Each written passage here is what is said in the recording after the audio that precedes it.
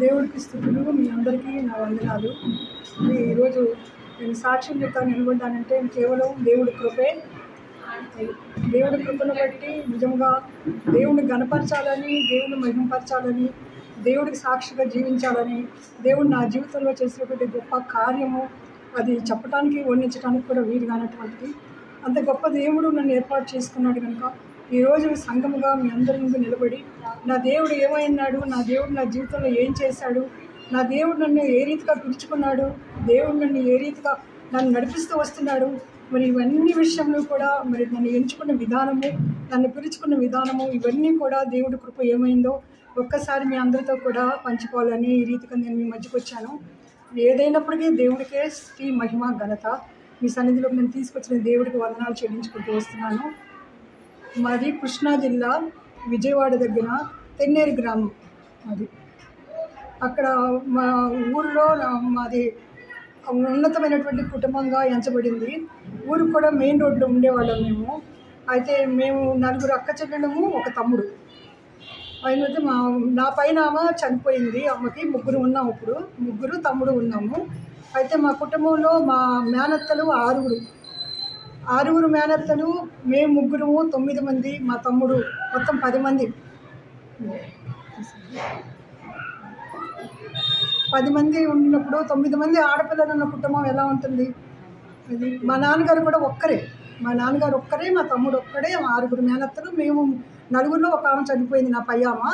3, మొత్తం 9 మంది ఇంటిలో. నాకు తెలిసేటప్పటికి పెద్ద మేనత్త ఒక్కదానికే పెళ్ళయింది అనమాట. అయితే మా నాయనమ్మ ఉండేది. ఈ రకంగా కుటుంబంలో ఆడపిల్లలు ఉన్న కుటుంబం అంటే ఎలా ఉంటుంది? అందులో మా నాన్నగారు ఏమో చాలా స్ట్రిక్ట్. నవ్వకూడదు, ఫాస్ట్గా నడవకూడదు, లంగా సౌండ్ రాకూడదు, అంత స్ట్రిక్ట్. బజార్లోకి తొంగి చూడకూడదు, అంత స్ట్రిక్ట్గా ఉండేవారు. అంత స్ట్రిక్ట్గా ఎక్కడ కూడా ఆయన చూస్తూ ఉండగా మేము నవ్వుకుంటూ మాట్లాడటం కూడా ఆయనకి ఇష్టం ఉండదు. అంత ఇదిగా ఉండేవాడు. మంచం మీద మేము పక్క వేసినప్పుడు 4 బంచులు కరెక్ట్గా ఉండాలి, అంత సిస్టమేటిక్. ఆయన వస్తున్నారంటే చాలు మేము అందరూ లోపలికి వెళ్ళిపోయాం. అంటే ఎవరు ఏమంటారని కాదు, అదొక ఏంటంటే క్రమశిక్షణ అలా ఉండేది. ఆ ఇంట్లో వాతావరణం అలా ఉండేది. అలా ఉండగా మేమందరం ఊర్లో మాత్రం 10th క్లాస్ వరకు ఉంది. మా ఊర్లో ఉన్నప్పుడు స్కూల్కి వెళ్ళేవాళ్ళం, ట్యూషన్కి వెళ్ళేవాళ్ళం, వచ్చేవాళ్ళం, అలా వస్తూ ఉండేవాళ్ళం. అయితే నాకు 6 మేనత్తలు అని చెప్పాను కదా. 6 మేనత్తలు, పెద్ద మేనత్త యేసుప్రభుని నమ్ముకుంది. ఆ ఊర్లో వాళ్ళు ఒకళ్ళు నమ్ముకున్నారు. CSI హాస్పిటల్లో ఇట్లా చెప్తూ ఉంటారు కదా, అక్కడ డెలివరీ అప్పుడు ఆమె ద్వారా మా పెద్ద మేనత్త నమ్ముకుంది. పెద్ద మేనత్త ద్వారా ఆ ఊర్లో ఒక సంఘం ఏర్పడింది. మా ఊరికి దగ్గరే వెళ్తిపాడని ఆ సంఘం ఏర్పడింది. ఆ సంఘం నుంచి మా అత్త నుంచి ఒక్కొక్క అత్త నమ్ముకుంటూ వచ్చినప్పుడు మా ఊర్లో ఒక మేనత్త ఉంటుంది. మా ఊర్లో మాకు 2వ మేనత్త మా ఊర్లో ఉంటే తను క్రిస్మస్ చేస్తూ ఉండేది, జనవరి 1 చేస్తూ ఉండేది, మమ్మల్ని పిలిచేది, భోజనాలు పెట్టేది. మెయిన్ ఏంటంటే పాయసం వండి పెట్టేది. అయితే నాకు స్వీట్ అంటే ఇష్టం అని తెలుసు కదా మీ అందరికీ. ఎప్పుడు పాయసం పెడుతుందో అత్త పాయసం తినేసేసి వచ్చేసేదాన్ని. అలా పాటలు పాడేవారు, పాటలకు ఉండేదాన్ని. అట్లా చక్కగా చేస్తూ ఉండేవారు. చేస్తూ ఉండినప్పుడు వాళ్ళు ఒక పాట పాడేవారు, ఏసన్న స్వరమన్నా నీవు ఎప్పుడైనా విన్నావా. ఆ పాట పాడేవారు. ఆ పాట అంటే నాకు చాలా ఇష్టం. ఇటువంటి ఆ పాట మాత్రం వినేసేసి నేను ఇంటికి వచ్చేది. అంటే దేవుడు అంటే తెలుసు కాదు, బైబిల్ తెలుసు కాదు, అది కూడా ఒక పండగ, అది కూడా అత్త చేస్తుంది కనుక అందరూ వచ్చేవాళ్ళు, మేము వెళ్ళేవాళ్ళం. అలా జరుగుతూ ఉంది. అయితే యేసుక్రీస్తు అనే మాట మా నాన్నగారికి తెలిస్తే కర్ర పట్టుకుని ఎంటబడతారు. మామూలుగా అస్సలు ఊరుకోరు, ఆయనకు అంత స్ట్రిక్ట్. అయితే ఆయన పూజలు ఎందుకు చేసేవారు కాదు, కానీ అమ్మ మాత్రం బాగా శివభక్తురాలు. ఇక శివుడు పూజ తప్ప శివుడని తప్ప ఇంకో దేవుడు ఉంటాడని కూడా అసలు మాకు ఇప్పుడు తెలియదు, మా లైఫ్లో తెలియదు. అంత శివభక్తురాలు ఆమె. నోవులు వస్తూ ఉండేది, అన్నీ చేస్తూ ఉండేది. నా పనుల్లో నాకు ఇంట్లో ఏ పని చేసేదాన్ని కాదు. నేను ఎంతసేపు బయట ఏమన్నా ఆకులు, పువ్వులు అవి తీసుకురావాలంటే బయటకు తీసుకొచ్చేదాన్ని. ఇంట్లో మాత్రం మా అక్క వాళ్ళు చేసుకునేవారు. బయట నుంచి ఏం తేవాలన్నా నేను తెచ్చిచ్చేదాన్ని. కానీ అంతకని పూజ దగ్గర వినాయకుడి పూజ అయితే బాగా చేయించేవారు మా నాన్నగారు. పుస్తకాలన్నిటికీ అన్నీ పెట్టించేవారు. 2 రోజులు సెలవు వస్తే 2 రోజులు చదువుకునే అవసరం ఉండదు, అన్నీ అక్కడ పెట్టుకోవచ్చు, చాలా ఇష్టం. అలా చదివించేవారు, మా దగ్గర కూర్చోబెట్టుకునేవారు, అది మాత్రం చేయిస్తూ ఉండేవారు. నా దృష్టి ఎప్పుడు కూడా అయ్యేమీ ఉండేది కదా. అంటే దేవుడు అంటే పూజ భక్తి లేకని కాదు. మా అమ్మ స్వీట్ పెడుతుంది, తింటే పండగ అయిపోద్ది, ఆ పాయసం పెడితే అంతవరకే ఉండేది తప్ప ఏం తెలిసేది కాదు. అక్కడ వ్రతాలు, కథలు చదివినిపించేది. ఆ కథలో నీతి ఏంటి అని గ్రహించేదాన్ని. అప్పటి నుంచి నాకు గ్రహించడం అలవాటు. ఆ కథలో ఏం రాశాడు, ఏం నీతి అనేది నేను గ్రహించేదాన్ని నాకు తెలిసినంత వరకు. అలా జరుగుతూ వస్తూ ఉండగా నేను మా 5th క్లాస్ బోర్డింగ్ స్కూల్ అయిపోయింది. ఇలా సంవత్సరం మా అత్త పిలుస్తుంది, మేము వెళ్తున్నాము. తన ఇంటికి తను ఉదయం సాయంత్రం అంటే ఎటువంటి టైంలో తను దేవుణ్ణి పూజ చేసేది అంటే ఊరిలో అసలు ఆ మాట ఎత్తితేనే ఊరుకోని టైంలో. మా నాన్నగారు ఏమనేవారు కాదు. ఎందుకంటే ఒక పిల్లని మనం ఒక ఇంటికి ఇచ్చేసాము, వాళ్ళ ఇష్టం ప్రకారం వాళ్ళు నడుచుకుంటున్నారు, ఇందులో మనం జోక్యం చేసుకోకూడదని అసలు మా అత్తను కూడా ఎప్పుడు ఖండించేవారు కాదు. అయితే ఆమె వరకు ఆమె చేసుకునేది. లైట్లు పట్టుకుని వెళ్ళేవారు ఇంటికి. ఒక్క ఆమె ఊర్లో ఒక 20-30 మంది ఉండేవారు. అటువంటి వాళ్ళని గొప్ప అప్పుడు సేవకురాలు అయిపోయారు అనమాట. అంత సాక్ష్యంగా తను ఉదయం సాయంత్రం కూడా ప్రేయర్ ఖచ్చితంగా ఉండేది.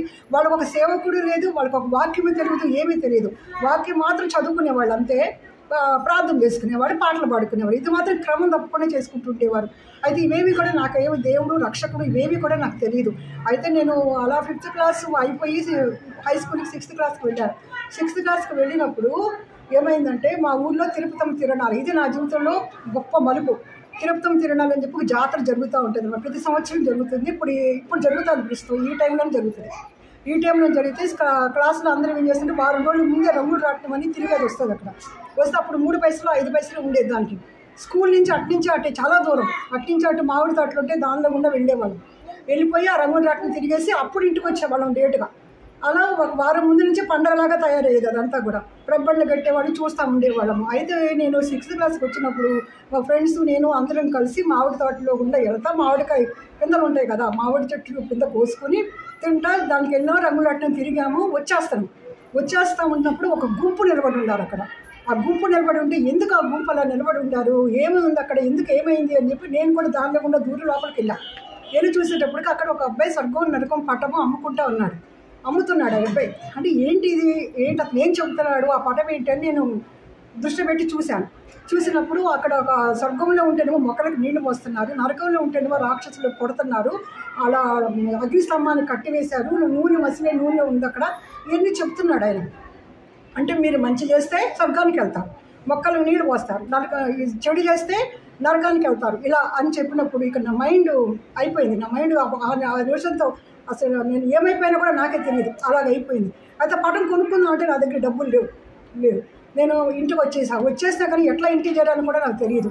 వచ్చినాక అసలు ఏంటి, మన స్వర్గం వెళ్ళాలంటే ఏం చేయాలి, నరకం వెళ్ళకుండా ఉండాలంటే ఏం చేయాలి, ఈ ప్రశ్న నాలో మొదలైంది. అయితే నాకేంటి, తప్పు చేయకూడదు, తప్పు అంటే ఏంటి అనేది ఇప్పుడు నాకు ఎవరు చెప్పలా. తప్పు అంటే నాకు అర్థమైంది ఏంటంటే, నాకు అప్పుడు దేవుడు తలంపిచ్చాడేమోనని ఇప్పుడు అనుకుంటున్నాను, నాకు అంత తెలిసి కాదు. అన్నిటికంటే మెయిన్ తప్పు అబద్ధం ఆడటం, అది ఎవరు చెప్పలా. అబద్ధం ఆడటం అనేది అన్నిటికన్నా పెద్ద తప్పు, ఫస్ట్ తప్పు. ఇక ఆ తప్పు నుంచి అబద్ధం ఆడటం దగ్గర నుంచి తప్పులన్నీ కూడా మొదలవుతాయి అనేది నాకు అర్థమైంది, నా మైండ్కి అందింది ఆ వయసులో. అయితే అక్కడి నుంచి నేనేం నిర్ణయం తీసుకున్నానంటే, ఏవైనా సరే అబద్ధం అనేది నా జీవితంలో ఉండడానికి, జీవితానికి పెద్ద మాట కూడా తెలియలేండి అప్పుడు, నేను ఎట్టి పరిస్థితుల్లో అబద్ధం ఆడకూడదు. ఒకవేళ నేను అబద్ధం ఆడట్లేదని ఎవరికైనా చెప్పాను అనుకో, నువ్వు సత్యహరిచంద్రుడు లాగా నువ్వు అట్లా అనుకుంటున్నావా అని నన్ను అనేస్తారు, ఎగతాళి చేస్తారు. అందుకని నేను ఎవరితో చెప్పకూడదు, నేను ఎక్కడ అబద్ధం ఆడకూడదు.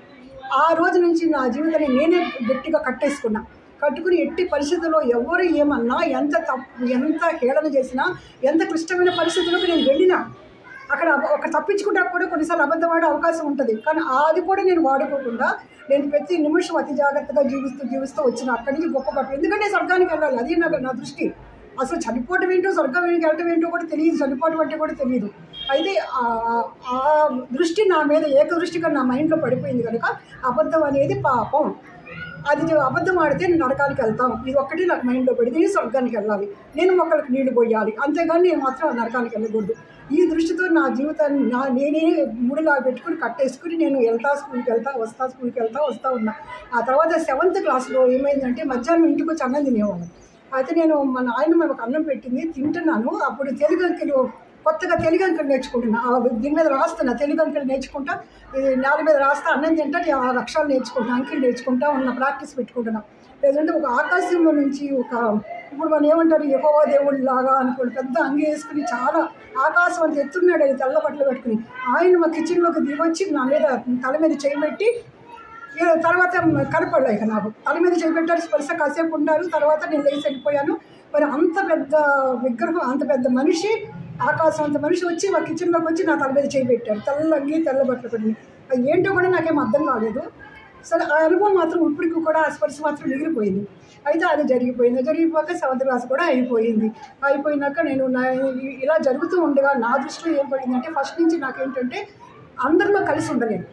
అది నా మెంటాలిటీలో వచ్చిందని నేను అనుకుంటున్నాను. ఎందుకంటే మా నాన్నగారు కూడా అలాగే ఉండేవారు. ఒంటరితనం నాకు ఇష్టం.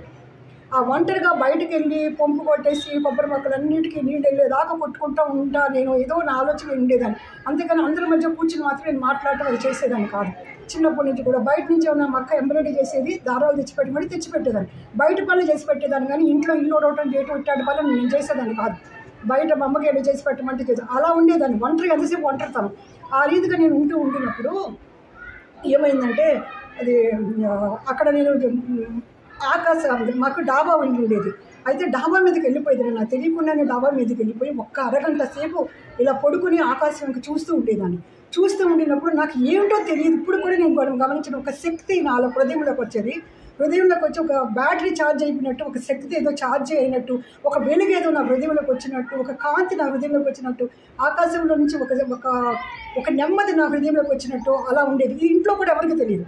అలా పడుకుని నేను అలా చూస్తూ ఉన్నప్పుడు నా హృదయం అంతా ఒక నెమ్మది, ఆ ఒంటరితనంలో ఉన్నటువంటి ఆ యొక్క సంతోషం, ఆ యొక్క మరి ఆ దేవుడి సన్నిధిని కూడా అట్ట నాకేం తెలియదు. అయితే ఆ కాంతి నా హృదయంలోకి వచ్చినప్పుడు ఒక నెమ్మదిగా ఉండేది. అప్పుడు సముద్రం కూడా కనపడేది. తర్వాత సముద్రం చూసాగానే నాకు తెలియదు. సముద్రం కూడా ఎంత దూరం చూస్తే మనకి ఏం కనపడదు, ఎండు కనపడదు, ఆకాశం కూడా ఎండు కనపడదు. అయితే సముద్ర పొడిని కూర్చున్నట్టు, తర్వాత ఆకాశం నుంచి నాలోకి ఏదో వచ్చినట్టు అలా ఉండేది. అప్పుడు హృదయం అంతా నెమ్మదిగా ఉండేది. ఒక పావు గంట అరగంట కూడా ఎక్కువ టైం ఏమైందని అందరూ ఎత్తుకుంటారుగా, లెగిసి వెళ్ళిపోయేదాన్ని. అలా రోజు అలా నేను ఏదో నేను అనుభవిస్తూ ఉండేదాన్ని. ఒక నెమ్మది, హృదయంలో నెమ్మది వచ్చేది, శక్తి వచ్చేది. అలా చేస్తూ ఉంటాను. అప్పుడు యేసుప్రభు అని అట్లా కూడా నాకేం తెలియదు. అది నా యొక్క శక్తి రావడానికి నేను అలా ఆకాశం వైపు ఏకాగ్రతగా చూసినప్పుడు నాకు అలా వచ్చేది. అలా జరుగుతూ ఉండగా నేను 10th క్లాస్కి వచ్చాను. 10th క్లాస్కి వచ్చినాక ఇక ఏమైందంటే 10th క్లాస్లో ఉండినప్పుడు నేను ఏసన్న స్వరం అన్నా నువ్వు ఎప్పుడైనా విన్నావా అనే పాట ఉంది కదా, ఆ పాట నాకు ఇష్టం కదా. నేను వెళ్తా అంటే చేయి పెట్టి కొట్టారు నన్ను, ఇట్లా వెనకాల నుంచి చేయి పెట్టి కొట్టి సౌలా నన్నేనా హింసించు అన్నా. నేనే హింసించాను బ్రవ్వా, నేనేం హింసించాను, నేనేమన్నాను అసలు నన్ను కొడతావేంటి, నేను హింసించానా నిన్ను అని ఇట్లా నేను కూడా ఇట్లా అనుకుని దులిపేసుకుని స్కూల్కి వెళ్ళిపోయా. అని తర్వాత ఆ పాటలో ఉంటుంది, సౌలా నన్నేనా హింసించు అనే వర్డ్ దానిలో ఉంటుంది.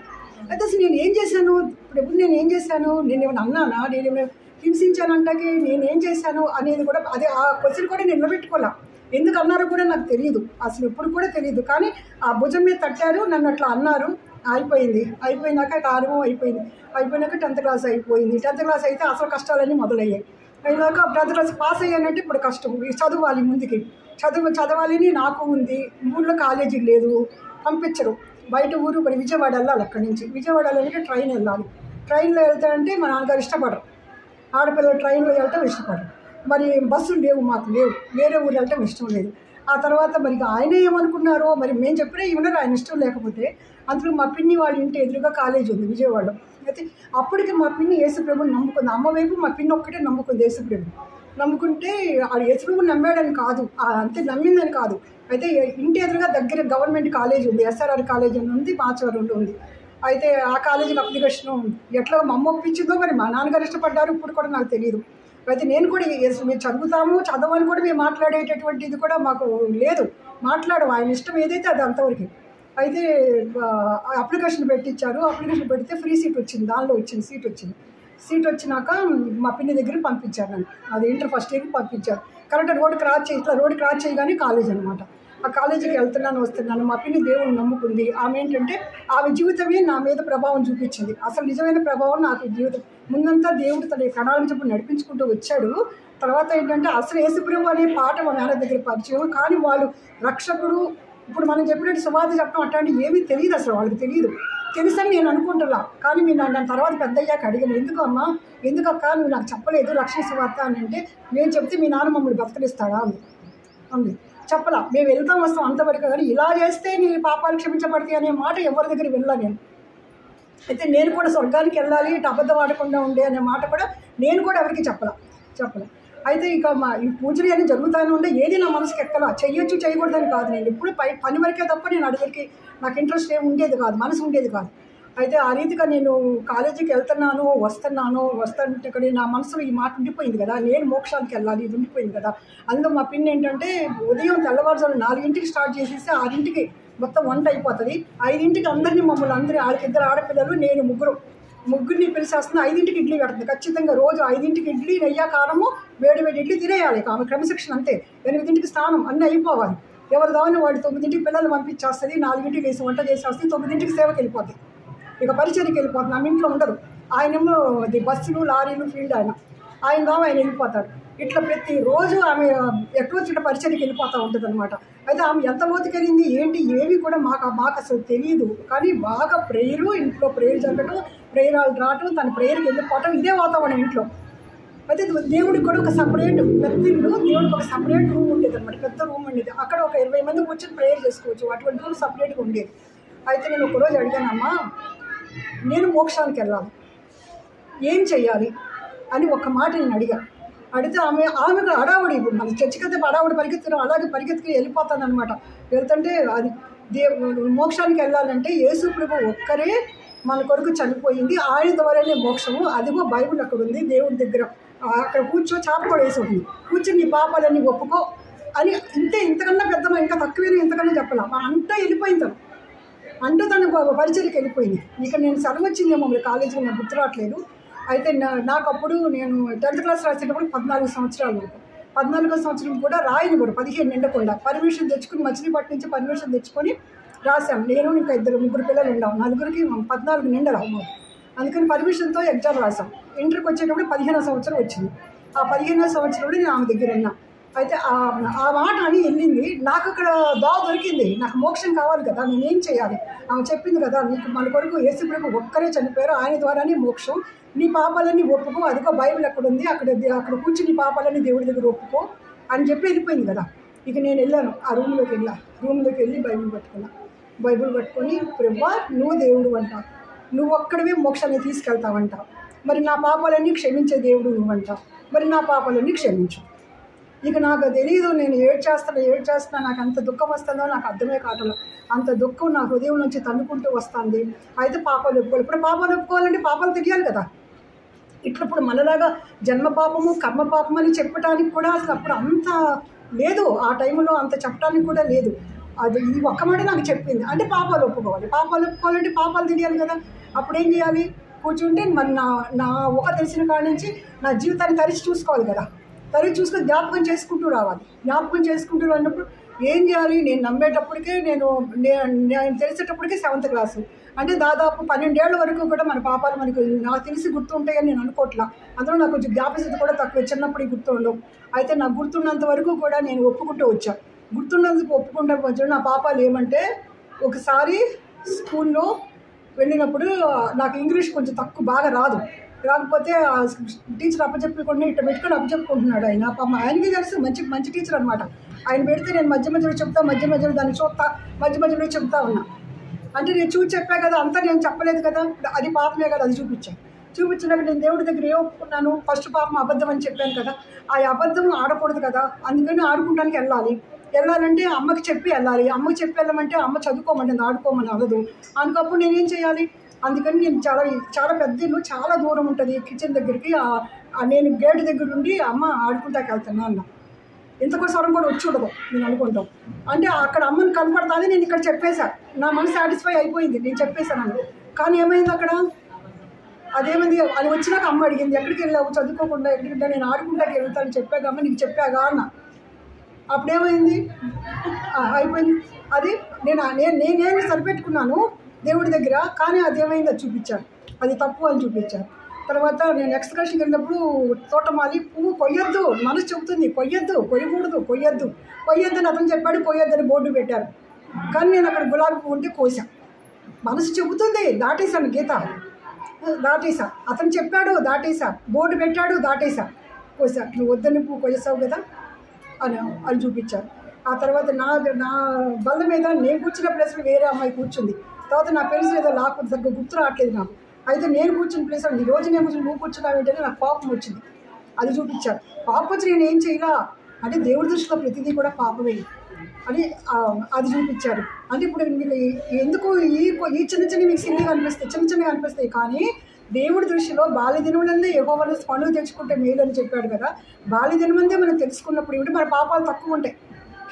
అదే మనకు పెళ్ళిళ్ళు అయ్యాక అత్తలు ఆడపడుచులు పిల్లలు వీళ్ళన్నీ వచ్చినాక చాలా పాపాలు పెరిగిపోతాయి, మన సర్కిల్ పెరిగిపోతుంది. అంతవరకు సర్కిల్ ఏముండదు, అంతవరకే ఉంటుంది. ఇంకేం చేస్తాం, తోడబుట్టినతో ఏముంటాయి, అమ్మ నాన్నతో ఏముంటాయి, ఏముండవు కదా, పెద్దగా ఏముండవు కదా. అంతే అందరి మధ్య ప్రేమే ఉంటుంది. ఏముంటే మనం తప్పు చేస్తే కోపడతారు, అంతకంటే ఏముంటుంది. అయితే అందుకని దేవుడు నా పాపాలు అంతవరకే, నాకు ఇప్పటి వరకు నాకు గుర్తున్నాయి అంతవరకే అవి చూపించి నాకు అయితే అదంతా కూడా సినిమా రీల్లాగా చూపించారు. నాకు మొత్తం రౌండ్ తిరుగుతూ ఉంది. ఇంకా నేను ఏడుస్తూనే ఉన్నా. అక్కడ బైబిల్ ఉంది, కానీ నాకు బైబిల్ నుంచి నాకు ఏం తెలుసు, నేను బైబిల్ పట్టుకోలేదు కదా ఇదాకా. బైబిల్ తెలియదు కదా నాకు, బైబిల్ తెలియదు, బైబిల్లో ఏముంటుందో తెలియదు, ఏమీ తెలియదు. అయితే కీర్తనలు 103:12 ఒకసారి తీరా.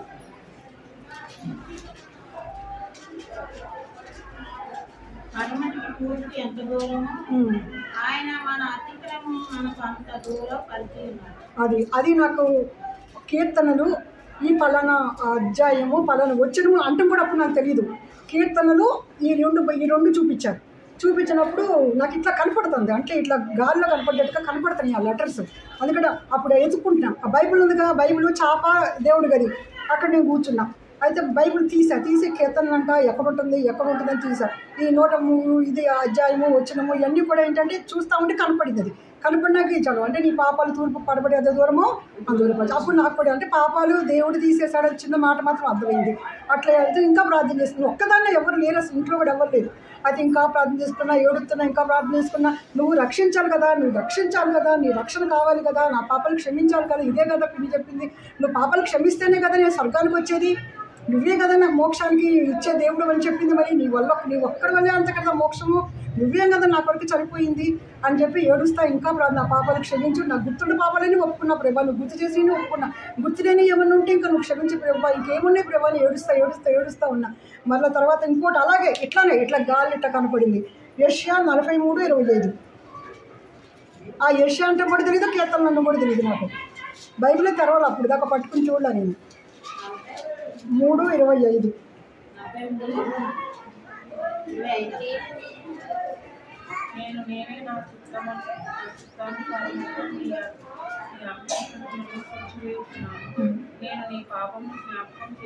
నేనే నీ చిత్తానుసారముగా, అదే నా చిత్తానుసారముగా నీ అతిక్రమములు తుడిచివేస్తున్నాను, నీ పాపములు జ్ఞాపకం చేసుకోండి. అంటే నాదేం పాపాలు నేను తీసేసినట్టే కదా. అది అంత మాత్రం కూడా నాకేం అర్థమవుతుంది. ఇక అది ఎట్లా ఆయనకి మా పిన్ వచ్చినాక ఏమేమి మరి రక్షణ వచ్చిందా, రక్షణ దేవుడు వాగ్దానం ఇచ్చాడా, రక్షణ వచ్చిందా అని అడిగింది. అంటే పిలిచామా, నాకు తెలియదమ్మా, కీర్తనలు అంట ఇదంట దీనిలో ఇది ఉంది మరి చూపించారని. అంటే దేవుడు నీ పాపాలు క్షమించాడు, దేవుడు నేను రక్షించాడు, ఇక ఏడవబాకు అని చెప్పింది. నేను ప్రార్థన తనే ముగించింది. నేను దేవుడి దగ్గర ప్రార్థన అంటే ఏం తెలుస్తుంది, నాకేం తెలియదు కదా. అది కానీ దేవుడు మీద నా పాపాలు క్షమించాడని నెమ్మది వచ్చింది. కానీ ఇంకా ఏడుస్తూనే ఉన్నా, తెల్లవారు ఏడుస్తూనే ఉన్నా. రాత్రి మా బాబాయ్ వచ్చారు, వస్తే నేను నిద్రలో కూడా ఏడుతుంది. ఏమైంది, దాన్ని ఏమన్నామని ఏడుస్తుంది అని అడుగుతున్నారు.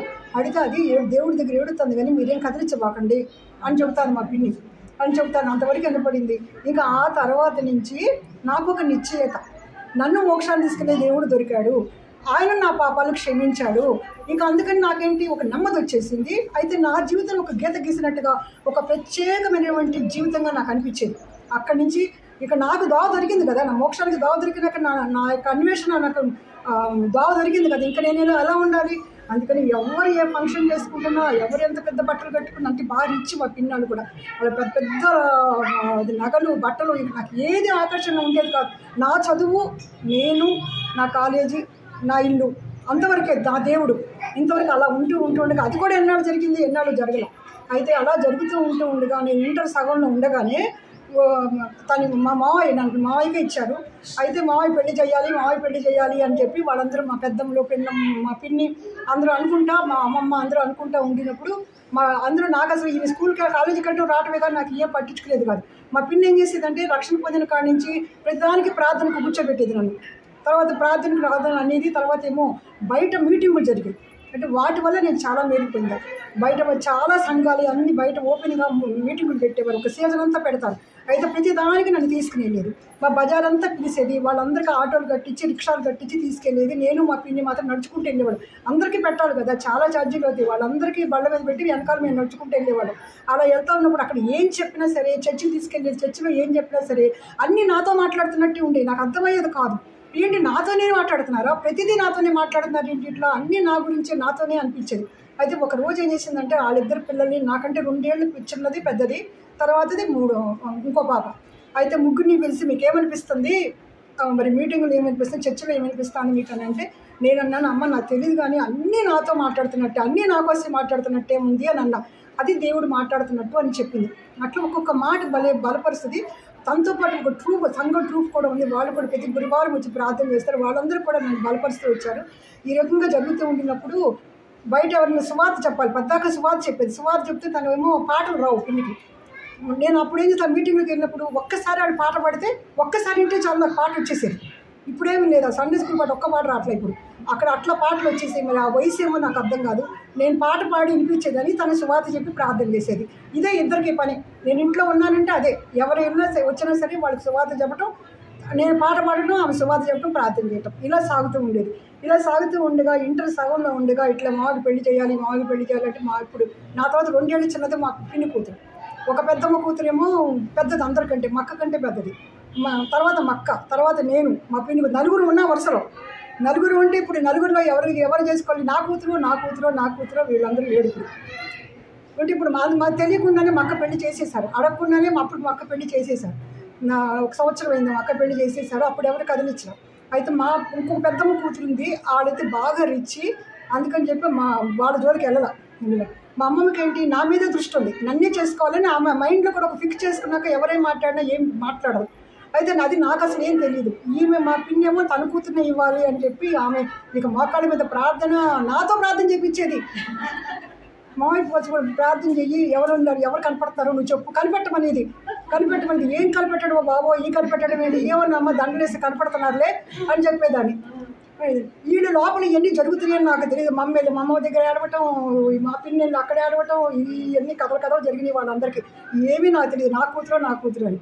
తీరా ఆఖరికి తను అన్నారంటే, అసలు మీకు ఏమైనా పిచ్చా, 10 ఏళ్ళు చిన్నది నేను ఎట్ట చేసుకుంటాను, అదేమో 12 ఏళ్ళు చిన్నది, ఇదేమో 10 ఏళ్ళు చిన్నది, వీళ్ళందరినీ ఎత్తుకుని నేను మోసాను, నేను ఎట్ట చేసుకుంటానని ఇప్పుడు ఈయన ఈ కథల్లో జరుగుతూ ఉండగా మొత్తం నాకు ఏం తెలియదు. నేను టైప్ ఇన్స్టిట్యూట్లో ఉండగా నన్ను మా బాబాయ్ వచ్చి అమ్మమ్మ గారింటికి వెళ్దామని తీసుకెళ్ళాక అప్పుడు తను రంగులు వేసుకుంటున్నారు.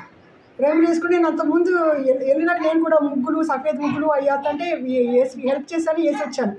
ఏమీ నాకు తెలియదు. వెళ్ళినాక అక్కడ పెళ్లి చేశాను. పెళ్లి చేసి నేను సగంలో ఉన్నా కదా, నా చదువు సగంలో ఉన్నాక నేను తర్వాత వచ్చాను, ఎగ్జామ్ రాశాను, 1 సంవత్సరం అయిపోయింది. ఆ తర్వాత తను బిలాయిలో అప్పుడు ఉద్యోగం చేసేవారు, స్టీల్ ప్లాంట్లో జాబ్ చేసేవారు. తర్వాత నేను అక్కడికి వెళ్ళిపోయినాక అక్కడ భాష రాదు, ఒక పక్క కన్నడ పాడు, ఒక పక్క మలయాళ పాడు, నాకు దేవుడు తెలియదు. మా పిన్ని నాకు ఒకటే చెప్పింది, నువ్వు అప్పుడు దేవుడి పెళ్ళి కూడా కాదు, హిందూ పెళ్ళే. కానీ అది ఏంటి అసలు హిందూ పెళ్ళి నాకు చెప్పటంలా, అది హిందూ దాన్ని దేవుడు యేసుప్రభే, కానీ దేన్ని విగ్రహారాధన చేయొచ్చా చేయకూడదా, అసలు బైబిల్లో ఏముంది ఏమీ తెలియదు నాకు. అసలు దాని గురించి కూడా ఏమీ తెలియదు, ఎందుకంటే నేను బైబిల్ చదవలా. దాని ప్రకారం చెప్పేవాడు కూడా నాకు ఎవరు లేదు. అయితే అప్పుడు మా పిన్ని విగ్రహారాధన చేసేది కాదు. ఆ పెళ్లి విగ్రహారాధన పెళ్ళే జరిగింది, నోపించారు నాకు. అక్కడ నూనె ఏమన్నారు దీపారాజులు. నేను అక్కడ నీళ్లు పోసా, గంగా నీళ్ళు అంటే నూనె క్యాన్లో ఉండేవి. నూనె క్యాన్లో నీళ్లు గంగ నుంచి తెప్పించిందంట మా అమ్మమ్మ. నాకు తెలియదు అసలు అదేమి. అయితే నూనె భయమంటే దానిలో నేను తీసి ఆ క్యాన్ ఆయిల్ క్యాన్ లాగా ఉంది, దానిలో పోసాను. అది ఎలిగినాయి దీపాలు ఎలిగినాయి. ఏంటి ఇలా ఎలిగింది అని అందరూ భజ్జన పడ్డారు. ఎందుకు నేను నీళ్లు పోసింది ఏంటి, అయ్యో నీళ్లు పోసింది ఏంటి, అది దీపాలు ఇంటికి ఆ దీపం ఆరకూడదు, అది నూనె వస్తుంది దీపాలని, అందుకే ఎట్లా ఎలిగినాయి అని చెప్పి వాళ్ళందరూ తర్వాత చెప్పారు నాకు. అప్పుడు చెప్పలా. నేను అనుకుంటున్నప్పుడు నువ్వేనేమో అవన్నీ కూడా చేశావు. కానీ వాళ్ళు ఏం చేయించినా నా మైండ్కి, నా హృదయం ఎవరి మీద ఆనుకుందంటే యేసుప్రభు మీద ఆనుకుంది, నా రక్షకుడి మీద ఆనుకుంది, నా మోక్షం తీసుకెళ్ళి నా దేవుడి మీదే ఆనుకుంది.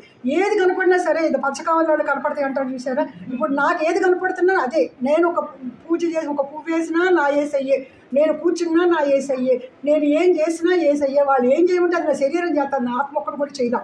అంత నా దేవుడి మీద నేను ఆనుకుని, నా దేవుడు నేను, ఇక మధ్యలో ఇంకెవరు లేరు.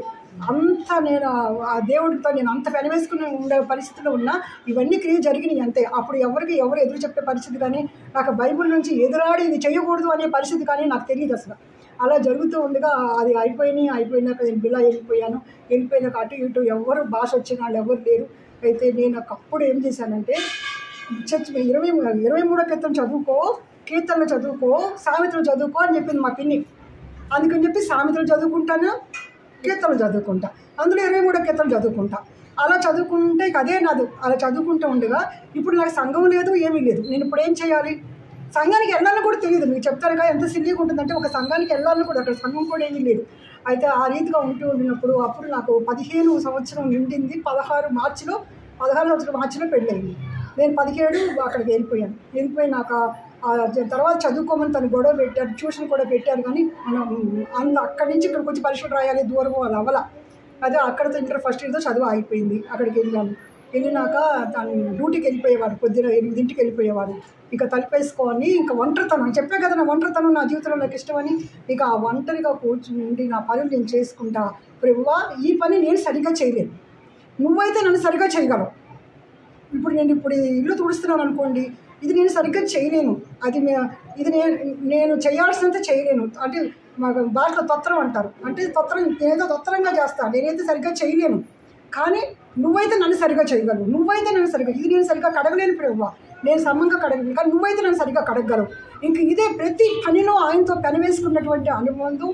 నేను ఒంటరి కాదు, ఇప్పుడు మీ అందరితో చెప్తాను, ఒంటరి కాదు, మన దేవుడు మనవని చెప్తాను కదా. నేను ఆ రోజు నుంచి కూడా నేను నా దేవుడు నాకు ఒక క్యాబిన్ వచ్చేసింది, నా దేవుడు నాకు ఒక స్వతంత్రత వచ్చేసింది, నా దేవుడు నా మధ్య ఎవరు లేరు. అటువంటి ఆ ఒంటరితనంలో ఆయన నేను మాట్లాడుకుంటా ఇక అదే సహవాసం అని పెద్ద పేరు కూడా నాకు రావు. అప్పుడు అట్లా ఆయనతో మాట్లాడి ఏ పని చేస్తున్నా సరే నేనే ప్రభువా, నువ్వు నన్ను సరి చేయగలవు, నేను ఎక్కడ తప్పిపోయినా కూడా ఆలోచన కూడా లేదు, కానీ ఏదైనా సరే నువ్వు మాత్రం కరెక్ట్గా చేయగలవు నన్ను.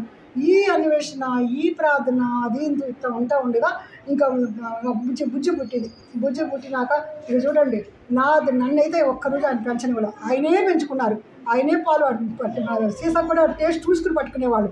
అట్లా తనే పెంచుకున్నారు. ఆ భారం కూడా నా మీద ఇలా. అది ఆ రోజు నుంచి తను వెళ్ళిపోయే వరకు ఒక్క భారం కూడా నా మీద ఇలా. అట్లా ఎత్తుకుని అయితే ఇట్లా కరెంట్ షాక్ కొట్టింది పిల్లలకి, కరెంట్ దాన్ని ఏరు పెట్టింది ఎత్తుకుంటే. నేను షూ వేస్తున్నా, అప్పుడు అసలు షూ వేయటానికి కూడా దించేవారు కదనమాట. అయితే ఎవరు అడిగారు, మీ అమ్మాయి కాళ్ళు లేవా అని అడిగారు. ఇంత ఎత్తు అయ్యాక అప్పుడు దించి నడిపించడం మొదలుపెట్టారు. నవ్వితే కొను అది మాట అంటే ఒక మాట నేర్చుకుంటే కొను నవ్వితే కొను ఇట్లా పెరుగుతూ వచ్చారు నా మీద. ఇలా ఇవన్నీతో చెప్తారు. ఇవన్నీ ఎందుకు చెబుతున్నానంటే, ఇవన్నీ కూడా నా దేవుడికి నాకు మధ్య ఏమీ రాకుండా, ఏది కూడా అడ్డుపడకుండా నేను ఆయనతో సహవాసం చేసుకుంటానికి, ఆయనతో మాట్లాడటం, ఇవన్నీ నాకు అనుకూల వాతావరణాలు దేవుడు ఇచ్చాడు. ఏ భారము ఏ బంధము నా మీద పడనివ్వడం. ఇలా జరుగుతూ ఉండగా గొప్ప మలుపు నా జీవితంలో ఏం జరిగింది అంటే, 3 సంవత్సరాలు అయిపోయింది అక్కడ బిలాయిలో. 3 సంవత్సరాలు అయిపోయినాక మా పెద్దమ్మ ఉండేది అక్కడ. ఒక పెద్దమ్మ బిలాయిలో జాబ్ చేస్తుంది, అక్కడ సెటిల్ అయ్యి. అయితే ఆ పెద్దమ్మ దగ్గరికి వెళ్ళి వస్తూ ఉండేదాన్ని, ఎప్పుడన్నా తను జాబ్కి వెళ్ళి వస్తూ ఉండేదాన్ని. అలా జరుగుతూ ఉంది. నా ప్రార్థన నేను చేసుకుంటున్నా. ప్రార్థన అంటే ఏంటి? దేవుడితో సహవాసం అంతే. ఈ 2 చదువుకునేదాన్ని, ఇంకో అధ్యాయాన్ని కూడా వెళ్ళేదాన్ని కాదు, చూసేదాన్ని. కానీ నాకు పిన్ని చెప్పింది కదా, ఇదే చదువుకున్నా. అట్లా చదువుకుంటుండేదాన్ని. 3 ఏళ్ళు అయిపోయినాక మా బాబాయ్, ఇప్పుడు ఏ పిన్ని అయితే నమ్ముకుందో ఆ బాబాయ్ యాక్సిడెంట్లో చనిపోయారు. అదే ఆయన భోజనానికి ఇంటికి వస్తున్నారు, ముందున్న ట్రక్కు వెనక్కి వచ్చేసి ఆయన్ని కొట్టేసింది. వెనకాల స్కూటర్ మీద ఉన్నారు, వెనక్కి నడిచింది, అది దాని కింద పడిపోయారు ఆయన. అయిపోతే ఇప్పుడు ఈయన ఒక్కళ్ళే తమ్ముడు, 4 అక్క చెల్లెళ్ళు. అయితే ఆమెకు కావాల్సిన ప్రతి పేపరు, మీ తమ్ముడు వస్తే, మీ అన్న వస్తే, నీ రక్త సంబంధికులు వస్తే ఇస్తాను, కానీ మీ బావలకి వాళ్ళకి 4 అన్నతమ్ముడు వాళ్ళు కూడా.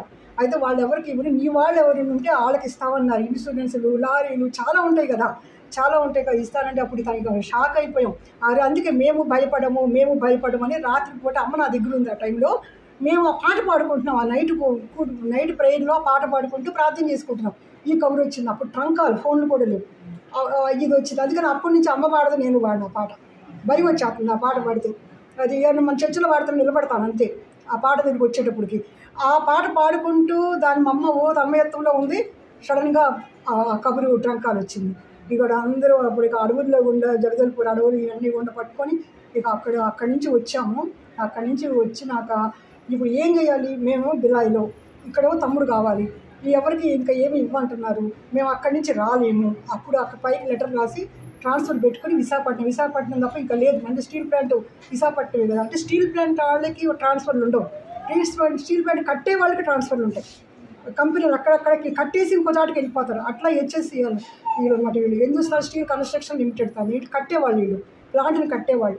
అయితే ఇక్కడికి అప్లికేషన్ పెట్టుకుంటే వాళ్ళు ట్రాన్స్ఫర్ ఇచ్చారు. వైజాగ్ వచ్చాం, ఇక ఇలా వదిలేసాము, వైజాగ్ వచ్చాం. వైజాగ్ వచ్చినాక ఇక తను 6 నెలలు ఇక్కడ 6 నెలలు అక్కడ అట్లా ఉండి అక్కని పిల్లల్ని వాళ్ళని చూసుకుంటా అట్లా ఉండేవారు.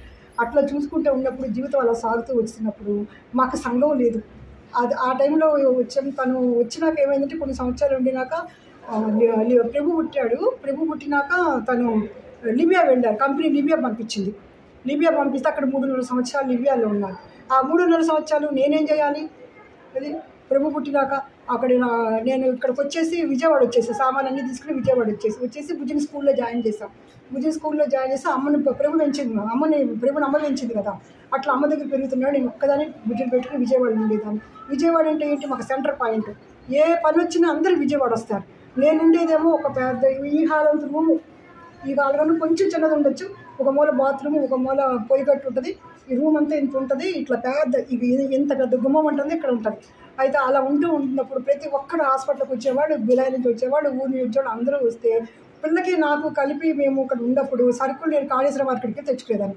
అటువంటి ఒత్తిడి ఆ టైంలో ఎన్ని నాకు ఇన్సిడెంట్లు అంటే ఎందుకు చెప్తున్నానంటే దేవుడు అనుమతించేటటువంటి పరిస్థితుల్లో మన యొక్క ఓర్పుని, సహనాన్ని, మన స్థితిని ఎటువంటి దీనికి తీసుకెళ్తాడు అనేది చెప్తున్నాను.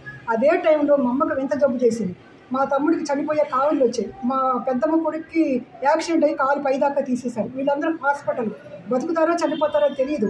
అందరూ ఇక్కడికి వచ్చేవారు. నేను హాస్పిటల్లో క్యారేజీలు పెట్టుకెళ్ళాలి. పిల్లలకు పెద్ద ఆటలమ్మ బుజ్జికి. దానికి అందరూ ఏం చేశారంటే ఏదో తీసేసి పెరుగన్నం తీసి అక్కడ పెట్టారు. వాళ్ళందరికీ తగ్గినాయి. ఏంటి వాళ్ళందరూ తీయచ్చు అంటారు. నేను నా దేవుడు నాకు తగ్గిస్తాడు, నా దేవుడు నాకు తగ్గిస్తాడు, నేను అటువంటి ఏమి చేయను అన్నా. అని కనుక అట్లా చాలా టైం పట్టింది. అలా రక్తం లేకుండా అయిపోయింది. ఇటువంటి ఎన్నో క్లిష్టమైన పరిస్థితులు ఎదుర్కొంటూ నేను వెళ్తా ఉండినప్పుడు అయితే దేవుడు ఒక వరమో లేకపోతే నాకు తెలుసో తెలీదో నాకు తెలియదు. అయితే నేను ఒక్కదానే ధైర్యంగా ఉండా. అయితే నాకు దేవుడు ఒక దర్శనం చూపించాడు. అయితే హాస్పిటల్లో బెడ్ మీద నుంచి అట్లా లెగవటము, బతకటి అమ్మకు జబ్బు చేయకముందే మళ్ళీ లెగిసి రావటము అనేది నాకు చూపించారు. చూపిస్తే డాక్టర్లు అందరూ కూడా అంటే అమ్మ జబ్బుకి ఎకరాలు అయిపోయినాయి. అంత పెద్ద జబ్బు వచ్చిన ఏంటంటే డాక్టర్లు ఇప్పుడు దాకా కనిపెట్టలా. అది ఆమె పెద్ద సాక్షి అనమాట. ఈసారి ఆమె చెప్తే ఇందురు కానీ. అయితే ఆ సాక్షిలో నాకు ఒక దర్శనం చూపించాడు కదా. లెగిసి హాస్పిటల్ నుంచి ఇట్లా ఆపరేషన్ పంపించి లేపినట్టు చూపించాడు. అంటే అమ్మ బతుకుతుంది. అందరూ ఏడుస్తున్నారు, అందరూ అధైర్యంగా ఉన్నారు. సంఘాలు వచ్చి ప్రార్థనలు చేస్తూనే చేతులు ఎత్తుతున్నారు, ప్రార్థన చేస్తూనే. వాళ్ళు మనలాగా కాదు. అక్కడ ఏంటంటే పిన్ని దగ్గరికి సంఘాలు వచ్చేసి ఏంటి చేతులు ఎత్తి ప్రార్థన చేస్తూనే ఉంటారు. వాళ్ళు సంఘాల్లో కూడా చేతులు ఎత్తి చేస్తూనే ఉంటారు. అట్లా వాళ్ళు చేస్తారు సంఘం కూడా. అయితే మనం వచ్చినప్పుడు మనం చేసుకుంటాం. కానీ పెద్ద సంఘాలు కదా, వాళ్ళు చూసేదాన్ని నేను అంత పట్టింపుగా. అయితే ఒకసారి వచ్చి మా పిన్ని ఎవరైతే నమ్ముకుందో ఆమె వచ్చి అంది, మరి మీ అమ్మ బతకాలంటే మీరు చేతులు ఎత్తి ప్రార్థన చేయాలి, అప్పుడు కానీ మీ అమ్మ బతకదు అంది. అంటే ఇక మేము హాస్పిటల్ వెనకాల కొంచెం ప్లేస్ ఉంది, అక్కడికి వెళ్ళి తెల్లవారు చేతులు ఎత్తి, ఆ చేతులు ఉంటాయా కోటులు రావా, ప్రార్థన చేస్తే తెల్లారిపాటికి అమ్మ తెప్పరింది. అమ్మకు దర్శనాలు కనపడి ఇవన్నీ మళ్ళీ ఇంకోసారి చెప్తా. నీలో నుంచి 3 రకాల జబ్బులు తీసేసాను, 3 రకాల పురుగులు తీసేటట్టు అమ్మ కనపడింది. అదే దర్శనము వేరే మా తమ్ముడు ఫెలోషిప్కి వెళ్తాడు తమ్ముడు. అది అయితే అక్కడ సేవకుడు కనపడి ఆయన పొద్దున్నే వచ్చి అమ్మ నీలోంచి 3 రకాల రోగాలు తీసేశారమ్మ నాకు కనపడింది అని చెప్పారు. ఆయన వచ్చే లోపు మా అమ్మ మాకు చెప్పింది ఇది. అలా అప్పుడు తప్పరిల్లి చావు దాకా వెళ్ళిపోయి డాక్టర్లు మా ఫీజు కట్టేయండి బతకదు అని చెప్పారు. నేను రాత్రి అంతా ప్రార్థన చేసిన డాక్టర్ వాళ్ళు చూశారు. వచ్చి మేము బతికించలేదమ్మా, మీ అమ్మని దేవుడే బతికించాడు అని చెప్పి వాళ్ళు కూడా దేవుడిని ఎరిగారని నేను చెప్పలేను. అప్పుడు ఇంత సాక్షి చెప్పాలని కూడా తెలియదు. మీ దేవుడే బతికించాడు, మేము బతికించలేదని చెప్పాడు. అయితే అమ్మ జబ్బు ద్వారా మా కజిన్ అవుతాడు డాక్టర్, ఆయన కూడా చూసి దేవుడిని నమ్మి ఇప్పుడు అమెరికాలో ఉన్నాడు. అతను కూడా వాళ్ళ ఫ్యామిలీ కూడా నమ్మింది. ఆ తర్వాత తమ్ముడికి జాండీస్ వచ్చిన అతనికి ఇంజక్షన్స్ చేశాడంట. ఇమీడియట్గా తమ్ముడికి పైనుంచి కిందకి వచ్చేసింది, కళ్ళు కూడా పోయాయి. ఆ టైంలో తీసుకొచ్చి నా దగ్గర పెడితే అట్లా హాస్పిటల్లో పెట్టి అక్కడ కూడా ప్రార్థన చేస్తాం. మా అమ్మ ఏడుస్తా, నా వంశాంకరం ఒక్కడే నేను ఏంటి ప్రభు నన్ను ఇట్లా చేసావేంటి, నేనేమైపోవాలని ఏడుస్తుంటే కాబోయే కోడలను కూడా చూపించాడు అమ్మకి. ఆయమ్మ ఇప్పుడు మరొకరు కూడా. ఇదంతా కూడా మన గొప్ప సాక్ష్యం. అట్లా ఇద్దరు చావు నుంచి బయటపడ్డారు. మా అన్నయ్య కూడా కాలు పైదాకా తీస్తారు, ఆయనకు హాస్పిటల్ క్యారేజీలు మోసేదని. ఇన్ని పరీక్షలు, ఇన్ని పరిశోధనలు, ఇన్ని స్థితిలో పిల్లలు చూసుకుంటా స్కూలు ఇవన్నీ కూడా నన్ను ఏంటంటే నా ప్రతి పరిస్థితికి ఎవరి మీద ఆధారపడతాం? దేవుడి మీద కదా ఆధారపడేది. దేవుడి దగ్గరికి వెళ్ళి ఇప్పుడు నువ్వు సహాయం చెప్పితే నేను ఏం చేస్తాను? ఎందుకంటే మెయిన్ ఆర్థికంగా కావాలి, ప్రతి పనికి ఆర్థికంగా కావాలి. కావాలంటే ఇప్పుడు నాకు ఉండేది ఇద్దరము, తను లేరు, ఇవన్నీ నేను వెళ్ళి రావాలి, నేను అవన్నీ మరి చూసుకోవాలి, ఇవన్నీ సమ్మతించుకోవాలి, మర్యాద ఇవన్నీ కూడా దేవుడి మీద ఆధారపడాలి కదా. ప్రతి విషయంలో దేవుడిగా సహాయం చేస్తే నా జీవితాన్ని అలా నడిపిస్తూ ఉండగా 3 సంవత్సరాలు అలా నేను 3.5 సంవత్సరాలు పిల్లలు పెట్టిన అలా ఉండినప్పుడు అక్కడ మోదీ చౌదరి గారు చర్చికి మా పిన్ని పరిచయం చేసినాను. చర్చికి వెళ్తూ ఉండేదాన్ని, వస్తూ ఉండేదాన్ని. వాళ్ళు అప్పుడప్పుడు డోపుడికి పెట్టేవారు, వాకింగ్ చెప్పేవారు, వాకింగ్ అట్లా చదువుకుంటూ అట్లా ఉండేదాన్ని. కానీ నేను ఇంకా ఎక్కువ ఆత్మీయ స్థితికి నేను ఎదగల. దేవుడు నేను తప్ప వాకింగ్ దగ్గరికి సంఘంగా వెళ్ళి వచ్చా, కానీ వ్యక్తిగతంగా నేను వాక్యంతో ఎదగటం అనేది నాకు జరగల. అలా జరుగుతూ ఉండగా అంతలో తను వచ్చేసాడు, 3.5 సంవత్సరాలకు వచ్చాడు. మళ్ళీ విశాఖపట్నం మేము వచ్చేసాం. విశాఖపట్నం వచ్చేసినాక ఇల్లు కట్టుకున్నాం అక్కడ. ఆ ఇల్లు కట్టుకున్నాక అప్పుడు తను రక్షణ పొందారు. అది అంతవరకు వ్యతిరేకత ఏమి ఉండదు, కానీ తను రక్షణ పొందినాక ఇక చూడండి, నా పని లెఫ్ట్ రైటే, పద్దాక చాప్ అయ్యాలి, ప్రార్థన చేసుకోవాలి. ఇదే ఇంటికి వస్తున్నారంటే ఒక్కసారి చాప్ కూడా దాచేదాన్ని నేనైతే. అది ఎంతసేపు దేవుడి సన్నిధి ప్రార్థన చేసుకుందాం ఇట్లా అనేవాళ్ళు. అప్పుడు ఫెలోషిప్కి వెళ్ళేవాళ్ళం. ఇది మాకు ఒక సంఘము హెబ్రోను అట్లా మాకేం తెలియదు. అదేంటి జో డానియల్ గారిది ఫెలోషిప్కి వెళ్ళేవాళ్ళు. అది కూడా టౌన్ 24 కిలోమీటర్ల దూరం వెళ్ళాలి. వాళ్ళు టైం వెళ్ళకపోతే వాళ్ళు వాక్యం అయిపోతే కట్ చేసేస్తారు, మూసేస్తారు కూడా. అట్లా టైంకి వెళ్ళాలి. మనకేమో మన సంగతి తెలుసు కదా మీకు. ఇది వెళ్ళి టైంకి వెళ్ళిపోయి అక్కడ వాకింగ్ చూసేసుకొని పిల్లల్ని సముద్రం దగ్గర ఆడిచ్చేసుకొని వెనక్కి వచ్చేసేవాళ్ళం. అట్లా తను ఎంతో క్రమంగా అక్కడికి వెళ్తా ఉండగా ఏమైందంటే ఇంకొక పెద్ద మలుపు. అన్ని కుదుపులే నా జీవితంలో జరిగిన కుదుపులు. అలా ప్రశాంతంగా ఉంది. మరియు పిల్ల 6th క్లాస్ దాకా వచ్చేసింది. 6th దాకా వచ్చేసింది. ఇక్కడ రోజు మేము వాకింగ్కి వెళ్ళేవాళ్ళం. వాకింగ్కి వెళ్ళినప్పుడు నేను ఇంకా ఎప్పటికీ కూడా మనం విశాఖపట్నం వదలొద్దు. మా ఇంటి పక్కకు ఒక కృష్ణ కాలేజీ అని చెప్పి కాలేజీ కూడా వచ్చింది. అక్కడ పెద్ద చర్చి కూడా, ఇది పరంజ్యోతి గారి చర్చి. ఆ చర్చి వచ్చేసింది, మామిడి తోట, దానిలో కాలేజీ, దానిలో వాళ్ళది చర్చి, ఇవన్నీ మంచిగా వచ్చేసాయి. నేను అన్నాను, కాలేజీకి వచ్చినా కూడా ఇక్కడే ఉంది కనుక ఎప్పుడైనా ట్రాన్స్ఫర్ అవ్వదు అసలు, అయితే మాత్రం మీరు ఒక్కడే వెళ్ళండి, కానీ నేను విశాఖపట్నం నుంచి మనం వెళ్ళొద్దు, అప్పుడు ఇల్లు కూడా కట్టుకున్నాం, స్థలాలు కూడా కొనుక్కున్నాం, అక్కడ మనం ఎక్కడికి వెళ్ళొద్దు అని చెప్పాను. అని అంటే అట్లాగే అన్నాను. అంతే, మన ఆలోచన వేరు, దేవుడి ఆలోచన వేరు కదా. అప్పటికప్పుడే నా జీవితంలో గొప్ప మలుపు మళ్ళీ ఒక కుదుపు వచ్చింది. అయితే మా తమ్ముడు ఫోన్ చేసి ఏమన్నాడంటే, మాయా నేను బిజినెస్ పెడదాం అనుకుంటున్నాను, నా ఫ్రెండు నేను, మీరు వస్తే తప్ప నాకు నమ్మకమైన మనిషి ఉండరు, మీరు వస్తానంటేనే మనం బిజినెస్ చేసుకుందాం, లేకపోతే వద్దు అని. ఈ మనిషిని ఆలోచించుకోవాలి కదా. అప్పుడు విఆర్ స్కీమ్ పెట్టారు కంపెనీలో, విఆర్ స్కీమ్, బెనిఫిట్ స్కీమ్ అని పెట్టారు. బెనిఫిట్ స్కీమ్ అని పెడితే తను ఏం చేశారంటే, అది నా మేనల్లుడు కనుక నన్ను రమ్మన్నాడు. ఎంత ప్రాణం అంటే అక్కడ మేనల్లుడు అంత ప్రాణం, ఆయన మనస్తత్వం అది. అయితే అసలు తను మళ్ళీ ఈ స్కీమ్ దొరకదు కదా అని చెప్పి వీఆర్ తీసేసుకున్నారు. అప్పుడు నేను ఎంత ఏడ్చానో, వద్దు గవర్నమెంట్ జాబ్ మానద్దు అని. అది బుజ్జి అయితే కాళ్ళకు అడ్డుపడి, తలుపు దగ్గర కూడా కాళ్ళకు అడ్డుపడి చుట్టేసుకుని, డాడీ వద్దు డాడీ ఆ పేపర్ కూడా ఇంట్లో రానివద్దన్న. అయితే తనకు ఏంటంటే ఏదైనా నా చేతితో చేసుకోవాలనుకున్నారు, ఏమో తెలియదు, తన ఆలోచన వేరు. అయితే తను వీఆర్ ఇచ్చేసినాక ఇక పరిస్థితి ఎట్లా ఉంటుంది, చెట్టు కిందకు వచ్చేసినట్టు అయిపోయింది. అయితే సరే ఇప్పుడు అయిపోయినాక తమ్ముడు పోనీ హైదరాబాద్ వచ్చేసి తమ్ముడితో బిజినెస్ తన ఫ్రెండ్ కలిపి ఇట్లా చేసుకొని వీఆర్ ఇచ్చినాక ఎవరైతే తమ్ముడితోటి కలుస్తానని ముగ్గురు కలిసి చేసుకుందాం అనుకున్నారో అతను చనిపోయాడు, కారులో చనిపోయాడు. అయితే ఇప్పుడు అంటే అన్నారు, నువ్వు రావాకరా, నేను తీసుకున్నా కదా, నువ్వు బయటికి రావాకు, నువ్వు జాబులు. అప్పుడు తమ్ముడికి 35,000 ఎంతో శాలరీ అప్పుడు ఆ రోజుల్లో. అయితే నువ్వు రాబాకరా బయటికి, నేను వచ్చా కదా, నువ్వు రాబాక అన్నారు. ఇప్పుడు ఈయనేమైపోతాడు, మేమేమైపోవాలి, గవర్నమెంట్ జాబ్ వదులుకున్న పరిస్థితి ఎట్లా ఉంటుంది. అంతవరకు మాకు వెనకాల పెట్టుకుని కూడా మాకేమీ లేదు. ఇల్లు కట్టుకున్నాం, ఇల్లు కూడా ప్రతిదీ కష్టం. చెప్పట్లా 6 నెలలు ఊర్లో ఉంటారు, 6 నెలలు ఇంటికాడ ఉంటారు. ఊరు తిరగటానికి వాళ్ళ అమ్మని నాన్నని అక్కల దగ్గరికి వెళ్ళడానికి 6 నెలల జీతం సరిపోద్ది.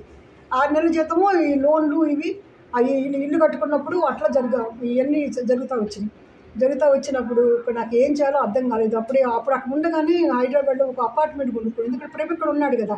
ప్రేమికుడు ఉన్నప్పుడు ఎప్పుడైనా చదువుకుంటూ ఉపయోగపడుతుంది కదా అన్నట్టు 1,50,000 పెట్టి ఒక అపార్ట్మెంట్ కొన్నారు. ఇక్కడ అపార్ట్మెంట్ కొన్నట్టు అది తయారవలా, ఇంకా చివరికి వచ్చేసింది, ఎవరికి ఇవ్వలే. ఇంకా అంటే రెంట్కి ఇచ్చేయచ్చు, ఎవరికి ఇవ్వలే. ఇక ఏం చేయాలో అర్థం కాక అక్కడి నుంచి సర్దుకొని ఇక్కడికే వచ్చేసాము. వచ్చే ముందు ఏమైందంటే, ప్రభువా నేను అడిగాను దేవుణ్ణి, ప్రభు ఏం చేయాలో ఏం పెట్టుకోవాలో మా పరిస్థితి ఏంటో నాకు తెలియదు అని చెప్పి దేవుడి దగ్గర ప్రార్థన చేసుకున్నాక ఇట్లా కాలేజీ కూడా ఐటీ చదివినాడు కూడా మాకు ఎవరు లేరు. అయితే అప్పుడు ఇక సొల్యూషన్ ఐటీ కాలేజీ వైపు వెళ్ళారు, ప్రార్థన చేసుకుని ఇది చేయాలంటే దేవుడు మనసు తరమే నిలిపాడు. ఇక్కడికి వచ్చినాక అప్పటికి సంవత్సరం అయిపోయిందంటే అప్లికేషన్ తీసుకుంటాం అయిపోయి కూడా వచ్చి అప్లికేషన్ ఇస్తే మొఖాలు ఇసురు కొట్టారు తనకి, ఇప్పుడా నువ్వు వచ్చి కట్టేది అనేది. అన్నాక దానికి ₹1,00,000 కట్టాలి. ₹1,00,000 కట్టాలి. ₹1,00,000 మా దగ్గర ఎక్కడ ఉన్నాయి, వాళ్ళు ఇంకా కంపెనీ అయిపోయినాక చివరి డబ్బులు ఇవ్వకపోతే అప్పుడు నేను అన్నాను, ఎవరన్నా మా మేనల్లుళ్ళు అందరూ ఇస్తామని తీసుకోండి, మా దగ్గర చాలా మీకు ఏం కావాలో తీసుకున్నారు. ఎవరి డబ్బులతోటి మీరు కట్టద్దు, మీరు కట్టారంటే ఎప్పటికీ వాళ్ళ డబ్బులతోటి మనం మొదలుపెట్టినట్టు ఉంటుంది. మీరు ఎప్పుడైనా సరే దేవుడు ఇవ్వాలంటే ఇస్తాడు, మీ డబ్బులతోనే పెట్టుకోండి అని చెప్పాను. తర్వాత వాళ్ళు ₹1,00,000 ఇచ్చారు. తర్వాత టైం అయిపోయింది, 4 రోజులు అయిపోయి ఇచ్చారు. ఇచ్చినాక వాళ్ళు ముఖాన్ని ఇసురు కొట్టారు. అప్పుడేమో అది దేవుడి దయ వల్ల కొంచెం మనుషుల సహాయం కూడా కావాలి కదా. జనార్దన్ రెడ్డి అప్పుడు కార్మిక శాఖ మంత్రి అయితే మా బావగారు తీసుకురాతుందంటే అతను కాగితం సంతకం పెట్టి ఇచ్చారు. అప్పుడు తీసుకున్న తర్వాత వాళ్ళు ఇసురు కొట్టినప్పుడు తను అనుకున్నారంట, నా ఫ్యామిలీని నేను హోటల్లో పనిచేసానా, నేను పోషించుకోవాలని కళ్ళమ్మట నీళ్ళు తిరిగిపోయినాయంట తనకి. అంత పరిస్థితికి వెళ్ళిపోయాం. ఇక అది కట్టారు. తర్వాత మేము ప్రేయర్ చేసుకున్నప్పుడు మీరు ఇప్పుడు వెళ్ళిపోండి తీసుకుంటారని చెప్పాను. గబగబా డబ్బులు తీసుకొని కదిలే రైలు ఎక్కి వచ్చేసినాక తర్వాత మేము సామాన్ అంతా సర్దుకుని ఈ ఇల్లు ఉంది కదా, ఇల్లు ఇంకెవరికి ఇవ్వాల, ఈ ఇంట్లోకి వచ్చాం. ఇంట్లోకి రావాలంటే ఇంకా 25,000 ఇవ్వాలి దానికి. అయితే ఆ 25,000 ఇచ్చేసి మాకంతే 3,40,000 ఇచ్చారు అంతే. వచ్చినప్పుడు వాళ్ళకి అంత బెనిఫిట్ది 3,40,000 ఇస్తే 25,000 ఇక్కడ కట్టాము, ₹1,00,000 అక్కడ కట్టారు. ఇంకెంత ఉంది. తర్వాత ఇప్పుడు కాలేజీ అంటే తెలీదు, దానికి అప్లికేషన్ పెట్టారు. అది 101 కాలేజీ మాది. ఇక్కడ హైదరాబాద్ ఉండేట 101 రంగారెడ్డి అన్నింటిలో 101 కాలేజీ. అయితే ఇక్కడ స్థలం కావాలిగా, ఎక్కడ ఎత్తుకున్నా లేదు. ఇక్కడ ఎత్తుకుతుంటే స్థలం దొరకలేదు. స్థలం దొరకకపోతే ఎవరో రాజులు ఎవరో షెడ్లు ఉన్నాయి, కోళ్ళు షెడ్లు అన్నారు. అతను చాలా వేలల్లో రేటు చెప్తున్నాడు. అది మళ్ళీ చాపేస్తారు. దానికి ఏంటంటే చాపేయటం ప్రార్థన చేసుకోవాలి దేవుడి దగ్గర. అంటే ఏం కాదులే మీరు వెళ్ళండి, బంగారం లాగా రేటు చెప్తున్నాడు కానీ అతను ఎంత ఇస్తాడు మీకు, వెళ్ళండి, ఆ రేటు కాదు అని అన్నాను. తను అనుకున్న రేటుకి ఇచ్చాడు. ఇటుకి చెప్పి దేవుడు ఎటువంటి పరిస్థితిని తీసుకెళ్ళాడంటే, ఉద్యోగం లేదు, డబ్బులు లేవు, రేపేంటో తెలియదు. అయితే నేను అక్కడ ఇంటి దగ్గర ఒక మాట అడిగి వచ్చాను. ఇప్పుడు నా వాళ్ళందరూ ఇక్కడ ఉన్నారు, నా అక్క చెల్లెళ్ళందరూ ఇక్కడ ఉన్నారు, నా వాళ్ళంతా ఇక్కడ ఉన్నారు. ఎవరు వచ్చినా సరే నాకు వెలిసి జరగదు. నెలకు వస్తుంది జీతం వస్తుందనే టెన్షన్ భయం లేకుండా లేదు కదా. అప్పుడు పరిస్థితి నెల తిరిగితే జీతం రాదు కదా.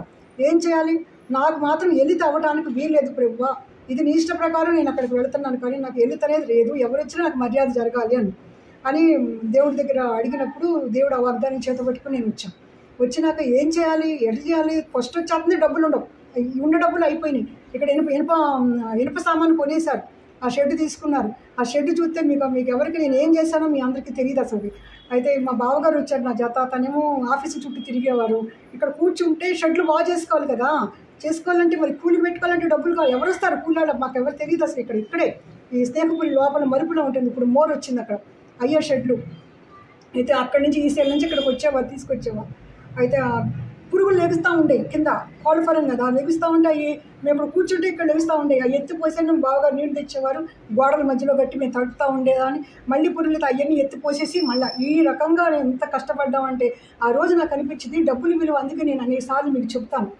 నన్ను కూడా అడుగుతాను, ఏ ఆటో వేసుకురావచ్చు కదా, మోటో ఎందుకంటే నన్ను అడుగుతాను. అంటే నాకు తెలుసు డబ్బులు విలువ. ఎందుకంటే పావలా పెట్టి కండు కొనుక్కోవాలంటే ఆ పావలా ఇంకోదానికి వస్తుంది కదా అని కండు కూడా కొనుక్కునేదాన్ని కాదు. ఇది ఎందుకంటే మనకి దేవుడు ఇచ్చిన ప్రతి రూపాయిలో కూడా మనం దేవుడికి లెక్క చెప్పాలి. అది అని చెప్పి అటు ఈసీఎల్ దగ్గర ఉన్నప్పుడు కూడా చర్చికి వెళ్ళేవాళ్ళం. చర్చి కూడా నేను ఎలా వెళ్ళాను, చర్చికి ఎట్లా వెళ్ళాను మీకు చెప్పలేదు కదా. మా అమ్మ వచ్చింది, నేను చర్చికి కూడా ఎక్కడికి వెళ్ళలేదు, 6 నెలలు అయిపోయింది అప్పటికి వచ్చేసి. ఏ చర్చికి వెళ్ళాలి ఇప్పుడు ఇవ్వాలి, నేను ఎక్కడికి వెళ్ళాలి, నేను వెళ్తే నేను ప్రార్థన చేసుకుంటున్నా, చర్చికి వెళ్ళాక ఇరుక్కుపోతాం, కానీ కరెక్ట్ అయిన చర్చి నాకు కావాలి అని చెప్పి ప్రార్థన చేసుకుంటూ వస్తూ ఉండినప్పుడు అమ్మ వచ్చింది క్రిస్టమస్కి. ఏంట్రా క్రిస్టమస్కి కూడా చర్చికి వెళ్ళకుండా ఇంటికి కూర్చోవటం ఏంట్రా అంది అమ్మ అని. అంటే ఇక అప్పుడు ఏదో ఉంది అక్క, అక్కడ ఎవరు మాకు కాలేజీ ఉంది, అక్కడ కాలేజీ దగ్గర ఒక సేవకురాలు వస్తుంది, సేవకురాలు ఫోన్ చేసుకుంటాకు వస్తుంది, నేను అక్కడ ఏదో ఉంది నేను కనుక్కొస్తాను ఉండేటదని వెళ్ళారు. వెళ్ళిప్పుడు అక్కడ చూసి మమ్మల్ని తీసుకుని చర్చికి వెళ్ళారు. చర్చికి వెళ్ళాక అది హెబ్రోన్, అక్కడ ఉండేది ఆండ్రూ గారు, అవి మాకేం తెలియదు. అయితే ఆ రోజు చర్చికి వెళ్ళా కదా, మళ్ళీ ఎవరు నన్ను రమ్మంటారేమో అని చెప్పి గబగబా చెప్పలేసుకు వచ్చేస్తుంటే భవానీ గారు వాళ్ళు మీకు తెలుసు కదా, ఆమె నన్ను పట్టుకొని మా ఇంటి దగ్గర ఉంటారని నాకు తెలియదు. అయితే ఆమె పట్టుకుని కొత్తగా వచ్చామని చెప్పి పరిచయం చేసుకుని సాయంత్రానికి ఇంటికి వచ్చేసి మరుసటి రోజు చర్చికి తీసుకెళ్ళి ఇట్లా నన్ను వదిలిపెట్టకుండా ఆమె తీసుకెళ్ళి పరిచయం ఇక నాకు చర్చిని అలవాటు చేసేసింది. అలవాటు చేశాక ఇక అక్కడికి వెళ్ళినాక ఇక ఆ చర్చి మాకు అలవాటు అయిపోయి అప్పుడు అసలు దేవుడు ఏంటి, అప్పుడు అసలు వాక్యం ఏంటి, అప్పుడు సహవాసం ఏంటి, అసలు దేవుడి సన్నిధి ఏంటి అనేది నాకు ఎన్ని ఏళ్ళు పట్టింది, ఇన్ని సంవత్సరాలు పట్టి. ఈ మధ్య నాకు బాప్తీసం రాలా. నేను బాప్తీసం గురించి చెప్పలా మీకు.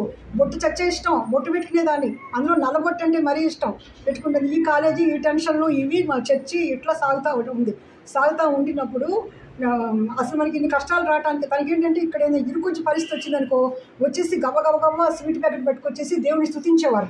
ఎక్కడైనా సంతోషం వస్తే తీసుకొస్తారు, కానీ ఇంత ఇన్స్పెక్షన్ అయ్యాక నీకు పర్మిషన్ ఇస్తానని చెప్పి ఇచ్చేవారు కాదు. ఆ టైంలో స్వీట్ ప్యాకెట్ తీసుకొచ్చి బ్రహ్మ నువ్వు చేసిన మేలు కొరకే నీ పొందరాలని దేవుడిని స్తుతించి ఆ స్వీట్ ఇచ్చేవారు. ఇదేంటి మేము పర్మిషన్ వచ్చింది కాబట్టి మేము అనుకునేవాళ్ళం. అంత దేవుడి మీద ఆనుకుంటూ ఉండేవారు.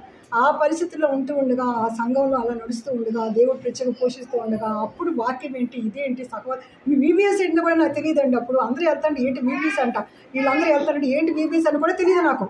అది అలా వెళ్తూ ఉండినప్పుడు నేను 11 సంవత్సరాలు నేను ఈసీఐ చర్చిలో ఉన్నా. 11 సంవత్సరాలు ఆండ్రూ గారి ఆయనతో నేను పలకరిస్తా మాట అంతవరకే బాగున్నారు. కానీ ఆయన చెప్పేది కానీ అక్కడ సేవకులు చెప్పేది కానీ ఆ తర్ఫీదు నాకు 11 సంవత్సరాలు ఒక కఠినమైన స్థితిలోకి తీసుకెళ్ళింది. అంటే ఎన్ని పరిస్థితులు వచ్చినా కూడా తట్టుకుని నేను నిలబడే స్థితిలోకి ఆయన నన్ను తీసుకొచ్చాను. అయితే ఆయన చెప్పే మాట ఏంటి, సేవకులు చెప్పే మాట ఏంటి, ఇవన్నీ కూడా నన్నటువంటి నాకు అసలు సహవాసం లేదు కదా. ఆ 11 ఏళ్ళ సహవాసము నన్ను ఒక నిలబెట్టే తరఫీదులోకి నన్ను తీసుకొచ్చింది. అది నాకు తెలియదు. నాకు వచ్చే పరిస్థితులు, ముందు వచ్చే పరిస్థితులు, ఎదుర్కొన్న పరిస్థితులు ఇవన్నీ కూడా నేను నిలబడ్డ కారణం మాత్రం ఆ సంఘమే. అక్కడ సేవకుడు తరఫీదే నన్ను నిలబెట్టింది. అలా జరుగుతూ ఉండగా శుక్రవారం ఆమెతో భవానీ గారు నేను ప్రార్థన చేసుకునేవాళ్ళు. ఆమె ఇంటికి వచ్చేది పొద్దు నుంచి సాయంత్రం దాకా. మేము ఇద్దరం దేవుడు గురించి నీ పిల్లలు బాగున్నారు, నా పిల్లలు బాగున్నారు కూడా మాట్లాడటానికి ఉండేది కాదు. దేవుడు మాటలే మాట్లాడుకుంటా 4ంటికి ఆయన వచ్చి ఆమె వెళ్తాంటే రోడ్డు మీద కూడా మాట్లాడుకుంటా ఆమె వెళ్ళే వరకు. ఇక ఇంట్లోనే మాట్లాడుకోవచ్చు కదా అనుకునేవారు తనైతే. అయితే అట్లా దేవుడి మాటలు మాట్లాడుకుంటా ఆ సహవాసంలో అలా జరుగుతూ ఉండేది. అనుక్షణంగా దేవుడితో పని వేసుకున్న బంధం ఆ రీతిగా జరుగుతూ ఉండినప్పుడు మీకు తర్వాత ఏమైందంటే తను బైపాస్ ఆపరేషన్ అయింది. బైపాస్ ఆపరేషన్ అయితే ఇవన్నీ కూడా దేవుడు నడిపించే విధానాలు. మా దగ్గర డబ్బులు లేవు, బైపాస్ ఆపరేషన్ అయితే కూడా డబ్బులు లేకపోతే ఏం చేయాలి? నేను అన్నాను ప్రభా మరి నేనేం చేయాలో నాకు అర్థం కావట్లేదు. ఇప్పుడు హాస్పిటల్ చూపించగా బైపాస్ చేయాలన్నారు. అయితే బైపాస్ చేయొద్దు, స్టంట్లే వేయాలి, ఆపరేషన్ వద్దు అని చెప్పి దేవుడి దగ్గర ప్రార్థిస్తాను. స్టంట్లు అయితే 3 లక్షలు అవుతుంది, ఇదైతే 1.5 లక్షలు అవుతుంది. అందులో ఆండ్రూ బ్రదర్ వచ్చి వద్దమ్మా బైపాస్ చేయాలి కానీ స్టంట్లు వద్దు, అది మంచిది కాదు, ఇదైతే పూర్తి క్యూర్ అవుతుందని. మీరు అట్లా అనద్దు బ్రదర్, మీరు అట్లా అనబాగండి, అసలు మీరు అన్నా కూడా మీ మాట కూడా ఇప్పుడు వినను, అట్లా అంత పెద్ద ఆపరేషన్ అయితే తట్టుకోలేరు, వద్దు నాకు ఇష్టం లేదు అన్నాను. అన్నాక ఆయన అనుభవం ఉంది కదా, ఆయన చెప్పారు, ప్రార్థన చేస్తారు, వెళ్ళిపోయారు. ఇప్పుడు తర్వాత 4 రోజులు సెలవులు వచ్చినాయి, అమ్మ ఇంటికి వెళ్ళండి అన్నారు. ఇంటికి వచ్చినాక డబ్బులు ఎక్కడి నుంచి వస్తాయి? ఎంత క్లిష్టమైన పరిస్థితి అంటే ప్రతి దేవుడు ఎలా ఆదుకుంటాడు అనేది నేను చెప్తాను. అయితే ఇప్పుడు ఇవ్వ నేను ఏం చేయాలని ఆయన అడగటం. అన్నాక నేను ఎవరిని అడగకూడదు, ఇప్పుడు ఇవ్వ నాకు నువ్వే ఇవ్వాలి. నేను అడిగొచ్చా కదా నేను విశాఖపట్నంలో, నేను అడిగొచ్చా కదా, నువ్వే నాకు సహాయం చేయాలని అడిగా కదా. అది అడిగినప్పుడు అప్పుడు నేను ఇంటికి వచ్చి నా గొలుసు గాజు పెడితే 1.5 లక్షలు వచ్చింది. బ్యాంక్కి తెచ్చుకుంటే 1.5 లక్షలు వచ్చింది. 1.5 లక్షలు వచ్చినాక అక్కడ 3 లక్షలు అడిగారు.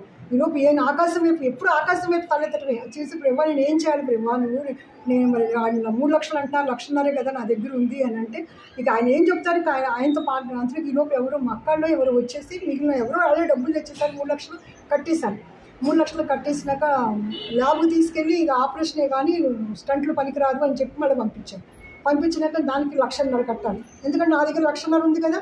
1.5 లక్షలతోనే దేవుడు ఆపరేషన్ చేయించారు, ఇంటికి పంపించారు. వాళ్ళ డబ్బులు వాళ్ళకి ఇవ్వడానికి 3 లక్షలు కట్టగా డాక్టర్ ఆడు మాత్రం హాస్పిటల్ చుక్కలు చూపించారు ఆ డబ్బులు వసూలు చేయడానికి.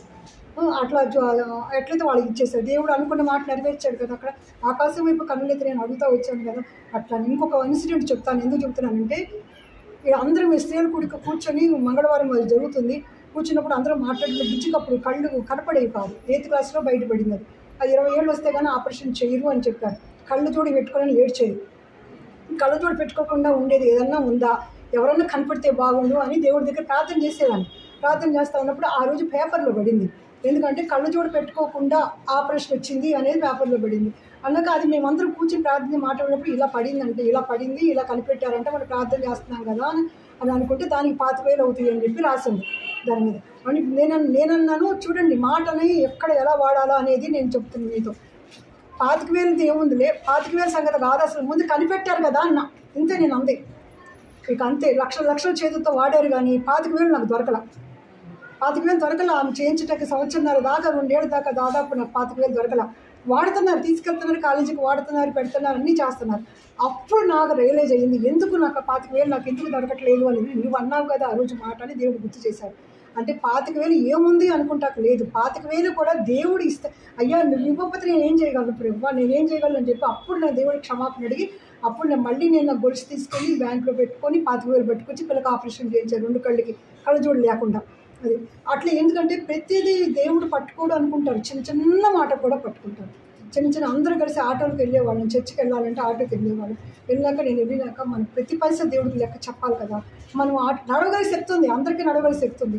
మనం ఆటోకి ఎందుకు నడుచుకుంటూ వెళ్ళిపోతే ఈ డబ్బులు రేపు ఉపయోగపడతాయి కదా అని క్యాజువల్గా అన్నా నేను. అంతే, ఆ రోజు నుంచి ఒక్కళ్ళ ఆటో పెట్టుకోవాలి. అందరూ ఉండాలి. కానీ అందరూ భవానీ గారు అందరికీ పెట్టేది, నేను ఎన్నప్పుడు పెట్టేదాన్ని.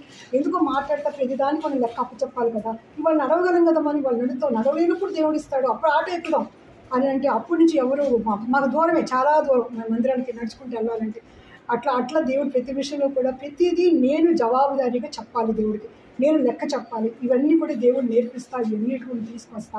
ఆఖరికి ఏమైందంటే ఈయన ఏమన్నాడంటే రెంట్ అయినా 10,000 చేశాడు రెంట్, నెలకు 10,000 చేసేసాడు రెంట్. 10,000 చేస్తే 10,000 ఎక్కడి నుంచి కడతాం మేము? అయ్యో ఏం చేయాలి 10,000 సొంతదానికైనా కట్టచ్చు కదా. మళ్ళీ ఎప్పుడు లేపుతాడో తెలియదు. ఇలా ప్రార్థన చేసుకుంటా వస్తూ ఉండినప్పుడు మా తమ్ముడు ఏమన్నాడంటే తనకు ఒక ఇల్లు అమ్ముకుని నేను స్థలం కొనుక్కుంటానని ఈ స్థలం కొనుక్కున్నాడు. మేమున్న స్థలం కొనుక్కుని రిజిస్ట్రేషన్ ఆఫీస్కి వెళ్ళినాక నాకొద్దు, ఈ స్థలం నీకే, నాకు నచ్చలేదు, అక్కడ కాలం వచ్చింది మా పక్కన, నాకు నచ్చలేదు, నాకు అసలు వద్దు, ఇది మీకు చేస్తాను, మీకు ఇప్పుడు కాలేజీకి అవసరంగా అని చెప్పి అక్కడ రిజిస్ట్రేషన్ దగ్గర తెలియదు తన పేరు చేంజ్ చేశాను. అక్కడ ప్రభు పేరు చేయించేస్తారు నాకు వద్దని. అంటే రూపాయి లేకుండా దేవుడు మాకు స్థలం ఇచ్చాడు. ఆ తర్వాత మా స్థలం ఇంకోటి అమ్ముకున్నాం, మేము ఇచ్చాము, అవన్నీ సెకండరీ. తర్వాత ఆ టైము దేవుడు స్థలం ఇచ్చాడు. ఇచ్చినప్పుడు ఏ ధైర్యంతో మొదలుపెట్టేశారో తను ఒక్కళ్ళే ప్రార్థన చేసుకుని, ఒక్కళ్ళే కొబ్బరి నూనెతో చుట్టూ నీళ్లు జమ్ముకొని, అంటే చెప్తారు కదా, అది ఎవరో చెప్తే పాపం వింటారు, తను శుద్ధి చేసుకున్నట్టుగా అట్లా ఏది రాకుండా అట్లా తను ఒక్కళ్ళే ప్రార్థన చేసుకుని, ఒక్కళ్ళే కట్టుకుని అక్కడి నుంచి ఇక్కడ రావటం కదా. అది 11 సంవత్సరాలు వచ్చాడు. తనే ప్రార్థన చేసుకుని, తనే పని వాళ్ళు తనే చూసుకున్నారు మొత్తం. అలా కట్టుకుంటూ అలా ఒక్కనాడు కూడా ఈ శ్రమని చెప్పేవారు కాదు. ఈ రకంగా దేవుడి మీద ఆధారపడుతూ వెళ్తూ ఉండగా దేవుడు ఏం చేశాడంటే, నువ్వు ఇన్ని పరిస్థితుల్లో ప్రభా నేను ఇంత కష్టపడుతున్నాను ప్రభా, కనీసం మళ్ళీ ఈ పాట కొత్తగా వచ్చింది, అడవి చెట్ల నడుమ. రోజు టెన్షన్, రోజు పరిస్థితి తను చెప్పకపోయినా నాకు తెలుస్తాయి కదా. అయితే అసలు ఎటువంటి పరిస్థితుల్లోకి మేము వెళ్ళిపోయామంటే ఇంటికి చుట్టం వస్తే కూడా నేను ఏం చేయాలో నాకు అర్థమయ్యేది కాదు. ఆ టైంలో కూడా తను ఏం చేసేవారంటే ఇక్కడ వచ్చి కూర్చున్నాక 150 రూపాయలు వచ్చేటప్పుడు పెట్రోల్ ఉండేది, వెళ్ళేటప్పుడు పెట్రోల్ ఉండేది కాదు. మరి ఆ విశ్వాసం కూడా ఎట్లా వస్తారు ఇంటికి, మరి అదేంటో నాకు అర్థమయ్యేది కాదు. తన దగ్గర నాకంటే విశ్వాసం అయితే లేదు. అయితే అందరూ పిల్లలందరూ వెళ్ళిపోతే వచ్చేయిపోతా అంటే కూర్చో అని స్వరం అని పడిందంట. ఆ బస్ స్టాండ్కి వెళ్ళి ఒక అబ్బాయి వచ్చి 120 రూపాయలు ఫీజు కట్టాడు. ఇంట్లో చుట్టాలు ఉన్నారు, దీపావళి పండుగ వచ్చింది, మా నాన్నగారు కూడా ఉన్నారు. ఆయన నాకు 7,500 ఇచ్చారు. 7,500 ఇచ్చి లోపల పెట్టమని నేను తీసి వాడుకోవచ్చు కదా, తర్వాత పెట్టచ్చు కదా, నేను ఎందుకు పెడతా? నా దేవుడు ఏమన్నాడు, నేను పోషిస్తానని చెప్పాడు కదా అక్కడ. ఇప్పుడు నేను ఆయనే చేసుకుంటాడు, నేను ఎందుకు తీసుకుంటా? అప్పుడు నేను దేవుడు వ్యతిరేకం కదా, నా మాట మరి అక్కడ దేవుడు అడిగింది అక్కడ పోతుంది కదా అని చెప్పి నేను ఏం చేయాలో అర్థం కాక ఇంట్లో వంట చేసి అన్నీ చేస్తే కానీ చికెన్ లేదు. తను వస్తా ఆ డబ్బులు పెట్టుకుని చికెన్ పట్టుకొచ్చి, మరి టమాటా కొత్తిమీర ఏదో పట్టుకొచ్చి ఇంట్లో కూరలు అవి పట్టుకుని ఇంటికి వచ్చాను. అది పిల్లడు టపాకాయలు అడిగాడు. అడిగితే నేనేంటంటే వాళ్ళు అంతకు కావచ్చొద్దు ఇది అని నేను ఖండించేదాన్ని కాదు. వాళ్ళకి తెలుసుకుంటారు ఏంటంటే లోపల వాళ్ళు దిగులు పడతారు అని చెప్పి నేను వదిలేసేదాన్ని. నేను అంత ఖండితంగా పిల్లల దగ్గర ఇది మీరు విగ్రహారాధన, ఇది వాళ్ళు చేస్తారు, వీళ్ళు చేస్తారు అనేదాన్ని కాదు. నేను ఎప్పుడు కూడా ఇట్లా ఖండించేదాన్ని కాదు. అలాగా వాళ్ళకి తెలుసుకున్నప్పుడు ఈ సంవత్సరం అయితే ఇంకో సంవత్సరం తెలుసుకుంటారు, చెప్తా ఉండేదాన్ని అంతవరకు. అయితే దాడికి ఏం కావాలో తెచ్చిపెట్టారు. అట్లా జరుగుతూ ఉంది. అలా వచ్చినప్పుడు దేవుడు నాకు అక్కడ మర్యాదని జరిపినాక అందరూ ఉన్నారు. మధ్యాహ్నం ఏం పెట్టాలి నేను వాళ్ళకి? మధ్యాహ్నం పెట్టాలంటే ఇప్పుడు నేను ఇంట్లో ఉండే ఏం పెట్టా కానీ ఏం పెట్టాలి? అప్పుడు ఏంటంటే అది ఏంటంటారు సీతాఫలకాయలు బుట్ట వేసుకుని ఒక అమ్మాయి వెళ్తుంటే పిలిస్తే వచ్చినాక ఎంతో చెప్పింది. 10 రూపాయలకి ఇస్తావా అన్న. అంటే 10 రూపాయలు ఉండే నా దగ్గర. సీతాఫలాలు మొత్తం బుట్టంతో గుమ్మరిచ్చింది. అక్కాళ్ళ పిల్లలు వాళ్ళు అందరికి ఇష్టమే, అందరు తిన్నారు, మరి పట్టుకున్నారు. ఆ రోజు అందరూ జరిగిపోయింది, వెళ్ళిపోయింది. ఎంత దేవుడు 120 రూపాయలు. ఆ మరుసటి రోజు ఏమైంది చేస్తే కాలేజ్ చేస్తే 2,000 రూపాయలు వచ్చింది కాలేజీలో. కానీ నాకు 2,000 రూపాయలు నాకు విలువ కాదుగా. నా దేవుడు నా ఇరుకు పరిస్థితుల్లో నన్ను ఎట్లా పోషించాడు, ఎలా ఆయన నన్ను తీసుకొచ్చాడు, ఎలా నేను ఆయన ఆధారపడ్డాను, ఏమన్నా అక్కడ కండిషన్తో వాగ్దానం నేను అడిగాను, దేవుడు ఎలా చేశాడు. అయితే నేను అక్కడ తీసుకున్నా జరిగిపోయేది, రెండో కంటి తెలియకుండా. ఇక్కడ కూడా దేవుడు ఏం చేశాడు, నన్ను ఆయన మీద విశ్వాసంతో ఆయనతో ఉన్నప్పుడు నాకు దేవుడు అలా చేస్తాడు. అంటే ఎటువంటి అనుభవాలు అంటే దేవుడితో కనివేసుకున్నటువంటి అనుభవాలు కూడా తీసుకెళ్తాయి. ఇవన్నీ ఒక రెత్త అయితే ఇవన్నీ జరుగుతూ ఉన్నప్పుడు ఒకరోజు నేను ఈ పాటలో పడి ఏడుస్తూ ఉన్నా, ప్రభువా మనోవేదన సహించలేక సిలువు వైపు నేను చూడగా, అంటే నా పరిస్థితి ఎలా ఉందో చూడండి.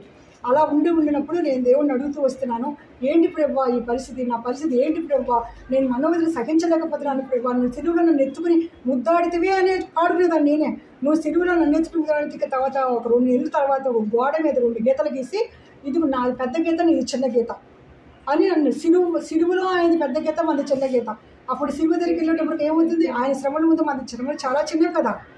ఇన్నాళ్ళు పట్టింది ప్రభువా నువ్వు నాకు చెప్పడానికి, ఇన్నాళ్ళు నేను ఎప్పుడు చెప్తున్నావు కానీ నేను అప్పుడే చెప్తే నువ్వు ఎదురు తిరిగేదాన్ని అని చెప్పారు. అట్లా ఏంటంటే శ్రమలు కూడా ఓర్చుకునే శక్తిని ఇవ్వడానికి కూడా ఆయన అదురు చూసి మాట్లాడతారు. ఇలా మాట్లాడుతూ ఉండగా మేమిద్దరం ఏం చేసేవాళ్ళంటే, నేను కూడా ఇక తెల్లవాళ్ళు వచ్చి దేవుడు మాట్లాడుకునేవాడు.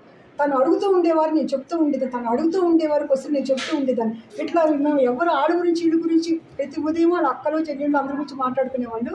అంతే వాళ్ళ అక్కల గురించి ఫోన్లు చేసుకునేవారు, మేనర్లు చేసేవారు. నెక్స్ట్ తన జాబ్లోకి తన కాలేజీకి వచ్చేసేవారు. ఇక నైట్ టైం మాత్రం ఇద్దరం కూర్చుని దేవుడు మాట్లాడుకుంటూ ఉంటే ఒక్కనాడు మాకు తెలిసేది కదా, తెల్లారిపోయేది. తను అడుగుతూ ఉంటే నాకు తెలిసిన జవాబులు నేను చెప్తూ ఉండేదాన్ని. ఇట్లా సంభాషణలు తెల్లారిపోయేది. అలా మా ఇద్దరి మధ్య అటువంటి దేవుడితో కూడినటువంటి సంభాషణతో జరుగుతూ ఉండగా నాకు అంతలోకి పెద్ద ఆపరేషన్ చేయాల్సి వస్తే నేను అసలు లెగలేని పరిస్థితి వచ్చినప్పుడు బాప్రేపు వచ్చాడు. తను ఇక్కడ కాలేజీలో ఉండాలి.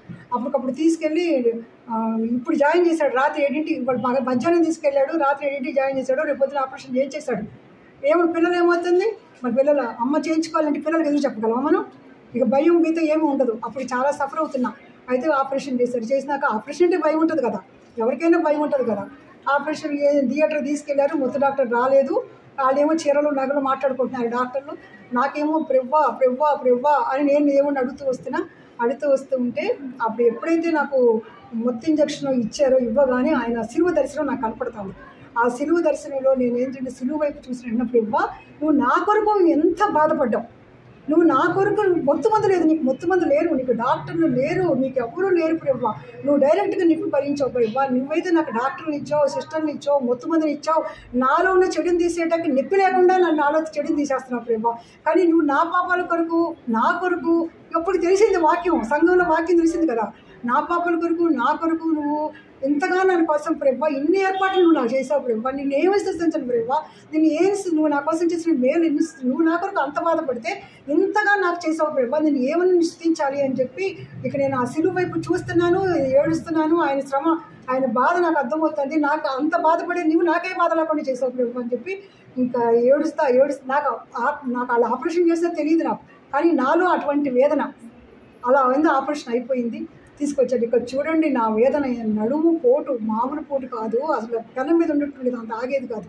అప్పుడు బ్రదర్ వచ్చారు, ఆంటీ బ్రదర్ వచ్చారు, చూడటానికి వచ్చినాక ఆయన పట్టుకుని కూడా ఇదే చెప్పి ఇంక నేను నీకు చెప్పేది ఏమిటి అమ్మా, నేను చెప్పేది ఏముంది, నీకు ఏదో నేను బలపరచాలని వచ్చా కానీ నీకు నేను చెప్పేది ఏముంది అన్నాడు. అలాగే అందరూ జగన్మోహన్ రెడ్డి గారు వచ్చారు. ఆయన షర్ట్ కూడా పట్టుకుని ఆ బాధ తట్టుకోలేక ఆయన్ని కూడా చెప్తున్నా, నా గురించి చూడటానికి ఎవరు వచ్చినా వాళ్ళకి కూడా ఇదే చెప్తున్నా, నా దేవుడు ఎంత శ్రమపడ్డాడు, నా దేవుడు నాకు ఎంత శ్రమపడ్డాడు అని చెప్తున్నా. ఎందుకంటే నేను అందుకే నా అనుభవంతో మీతో చెప్తా వస్తే ఇప్పుడు సిలువ నీడలోకి మనం వెళ్ళాలి, సిలువ దర్శనంలో మనం వెళ్ళాలి. అప్పుడు మనం దేవుడు ఎంత మేలు చేశాడంటే మనకు అర్థమవుతుంది అనేది నేను అన్నిసార్లు అనుభవాలని చెప్పగలుగుతాను. అయితే అలా జరుగుతూ ఉండినప్పుడు తర్వాత ఇక్కడ కట్టుకున్నాము, ఇక్కడికి వచ్చేసాం. వచ్చినాక నేను అన్నాను అక్కడ అట్లా కూడా రాలేదు, మేము ఇక్కడికి రాకపోతే ఒక సిస్టర్ ఉంది, తనకి బైపాస్ అయ్యే కూడా 3 ఏళ్ళు ఇక్కడి నుంచి వెళ్ళాం. అయితే ఏం మీకు పిచ్చా ఇక్కడి నుంచి అక్కడ దాకా వస్తారు, మీకు అక్కడ మందిరాలు లేవా అని తిట్టింది ఒక సిస్టర్ అక్కడ. ఇప్పుడు ఆ సిస్టర్ ఇప్పుడు చావు బతుకుల్లో ఉంది. ఆమె మామూలుగా కఠినంగా మాట్లాడుతుంది, మామూలు మాట తీరే అంత అన్నాక మాకు ఆ మందిరం వదిలి వెళ్ళడానికి కూడా ఇష్టం లేదు, అసలు వెళ్ళాలని మొహం కూడా లేదు. ఇక్కడి నుంచి వెళ్ళిపోతూ ఉండగా నేనేం చేసేదాన్ని, అక్కడ ఆరాధన చేద్దామని ట్రై చేస్తే ఎవరో ఒకళ్ళు ఎత్తేసేవారు. నా పేరు నేనే పెట్టుకునేదాన్ని, ఆరాధన ఎత్తి మానేస లక్ష్మి అని పెట్టుకునేదాన్ని, నాకు నేనే పిలుచుకునేదాన్ని, అందరూ ఎత్తేవారు, నేను ఎత్తగలిగేదాన్ని కాదు. ఎత్తేటప్పుడు ఎవరో ఒకళ్ళు ఎత్తేవారు. ఈ రకంగా జరుగుతుండగా ఒక వేదన, వెళ్ళేటప్పుడు చేయాలని వెళ్ళేదాన్ని, వచ్చేటప్పుడు చేయకుండా వచ్చేదాన్ని, ఇలా వస్తాను. అయితే ఇక్కడికి వచ్చినాక ఇక్కడ తిమోతి గారు ఉన్నారు ఇది అని చెప్పి, ఈ సంఘం ఇక్కడ ఉంది, ఈ బ్రాంచ్ ఎక్కడ ఉంది అని చెప్పి జగన్మోహన్ రెడ్డి గారు కనుక్కున్నారు. సరే ఇక్కడికి వచ్చినాక ఇక్కడికి వచ్చాము, చూసాం. అప్పుడు జార్జి బ్రదర్ కూడా కొత్తగా వచ్చారు. వచ్చినాక మీ అందరినీ చూశాక అసలు ఆరాధనకి ఎక్కడ దొరుకుతుంది టైము? మీరు ఒకళ్ళంటే ఒకళ్ళు చేస్తారుగా, మీ అందరి ముందు చేయాలంటే కష్టం కదా. నేనేమో బయటకు వచ్చి పిల్లలు, దీనికి మందిరానికి ఏం పేరు పెట్టారు తెలుసా మీకు? పిల్లలు వనం. అప్పుడు చిన్న చిన్న పిల్లలు ఎంతమంది ఉండేవాళ్ళంటే, పెద్దవాళ్ళని మించి పిల్లలు ఉండేవాళ్ళు. మీకు వాళ్ళని చూసి సంతోషం, నా సంతోషం ఎంత కాదు. నేను అట్లా బయటకు కూర్చొని ఆ పిల్లల్ని చూస్తా. అప్పుడు వీడి పేరేంటి, సలోమి కొడుకు, వాడు నా ఒళ్ళోనే పెరిగాడు. వాడిని ఎత్తుకుంటా అసలు ఇక నాకు ఎంత సంతోషం చెప్పలేను. అలా పిల్లల్ని చూస్తే అట్లా ఉండేదాన్ని. అలా ఉండగా 31st వచ్చింది. 31st వచ్చినప్పుడు వాళ్ళు మేము అక్కడికి వెళ్ళిపోయాం. 31st కాడికి వెళ్ళిపోయి నాకు వెళ్ళేటప్పుడు నిండిపోయారు. బయట కూర్చున్నా. బయట మంచి మీ దగ్గర అప్పుడప్పుడు చేస్తూ వచ్చా. బయటకు వచ్చి నేను ఫస్ట్ ఆరాధన నాదే. 31st ఫస్ట్ ఆరాధన నాదే. పుల్పిట్ కనపడింది. ఎందుకంటే మీ దగ్గర నేను పొందుకున్న మేలు ఫస్ట్ అది. అప్పుడు ఏడ్చి ఈ అడవికి నన్ను ఎందుకు తీసుకొచ్చి, అక్కడంటే అలవాటు అయిపోయారు. కూడిక అదంతా బాగా జరిగాయి మాకు. అందరూ పరిచయము, అందరూ కూడికలు అన్నీ జరిగాయి. సరోజని మామ ఉండేది, భవానీ గారు ఉండేవారు, ఇంకా సిస్టర్స్ ఉండేవారు. అందరూ బాగా జరుగుతూ ఉండేవి. పద్దాక అందరూ ప్రేయర్ చేసుకుంటే ఇంటికి వచ్చేవాళ్ళు, మేము వెళ్ళేవాళ్ళం. అంటే జరుగుతుంది. ఇక్కడైతే ఎవరూ లేరు, ఎవరు కనపడరు. అక్కడ ఒక అడవిలాగా ఉంటుంది, మాది పెద్ద అడవి అది. అయితే ఎవరు మాట్లాడరు.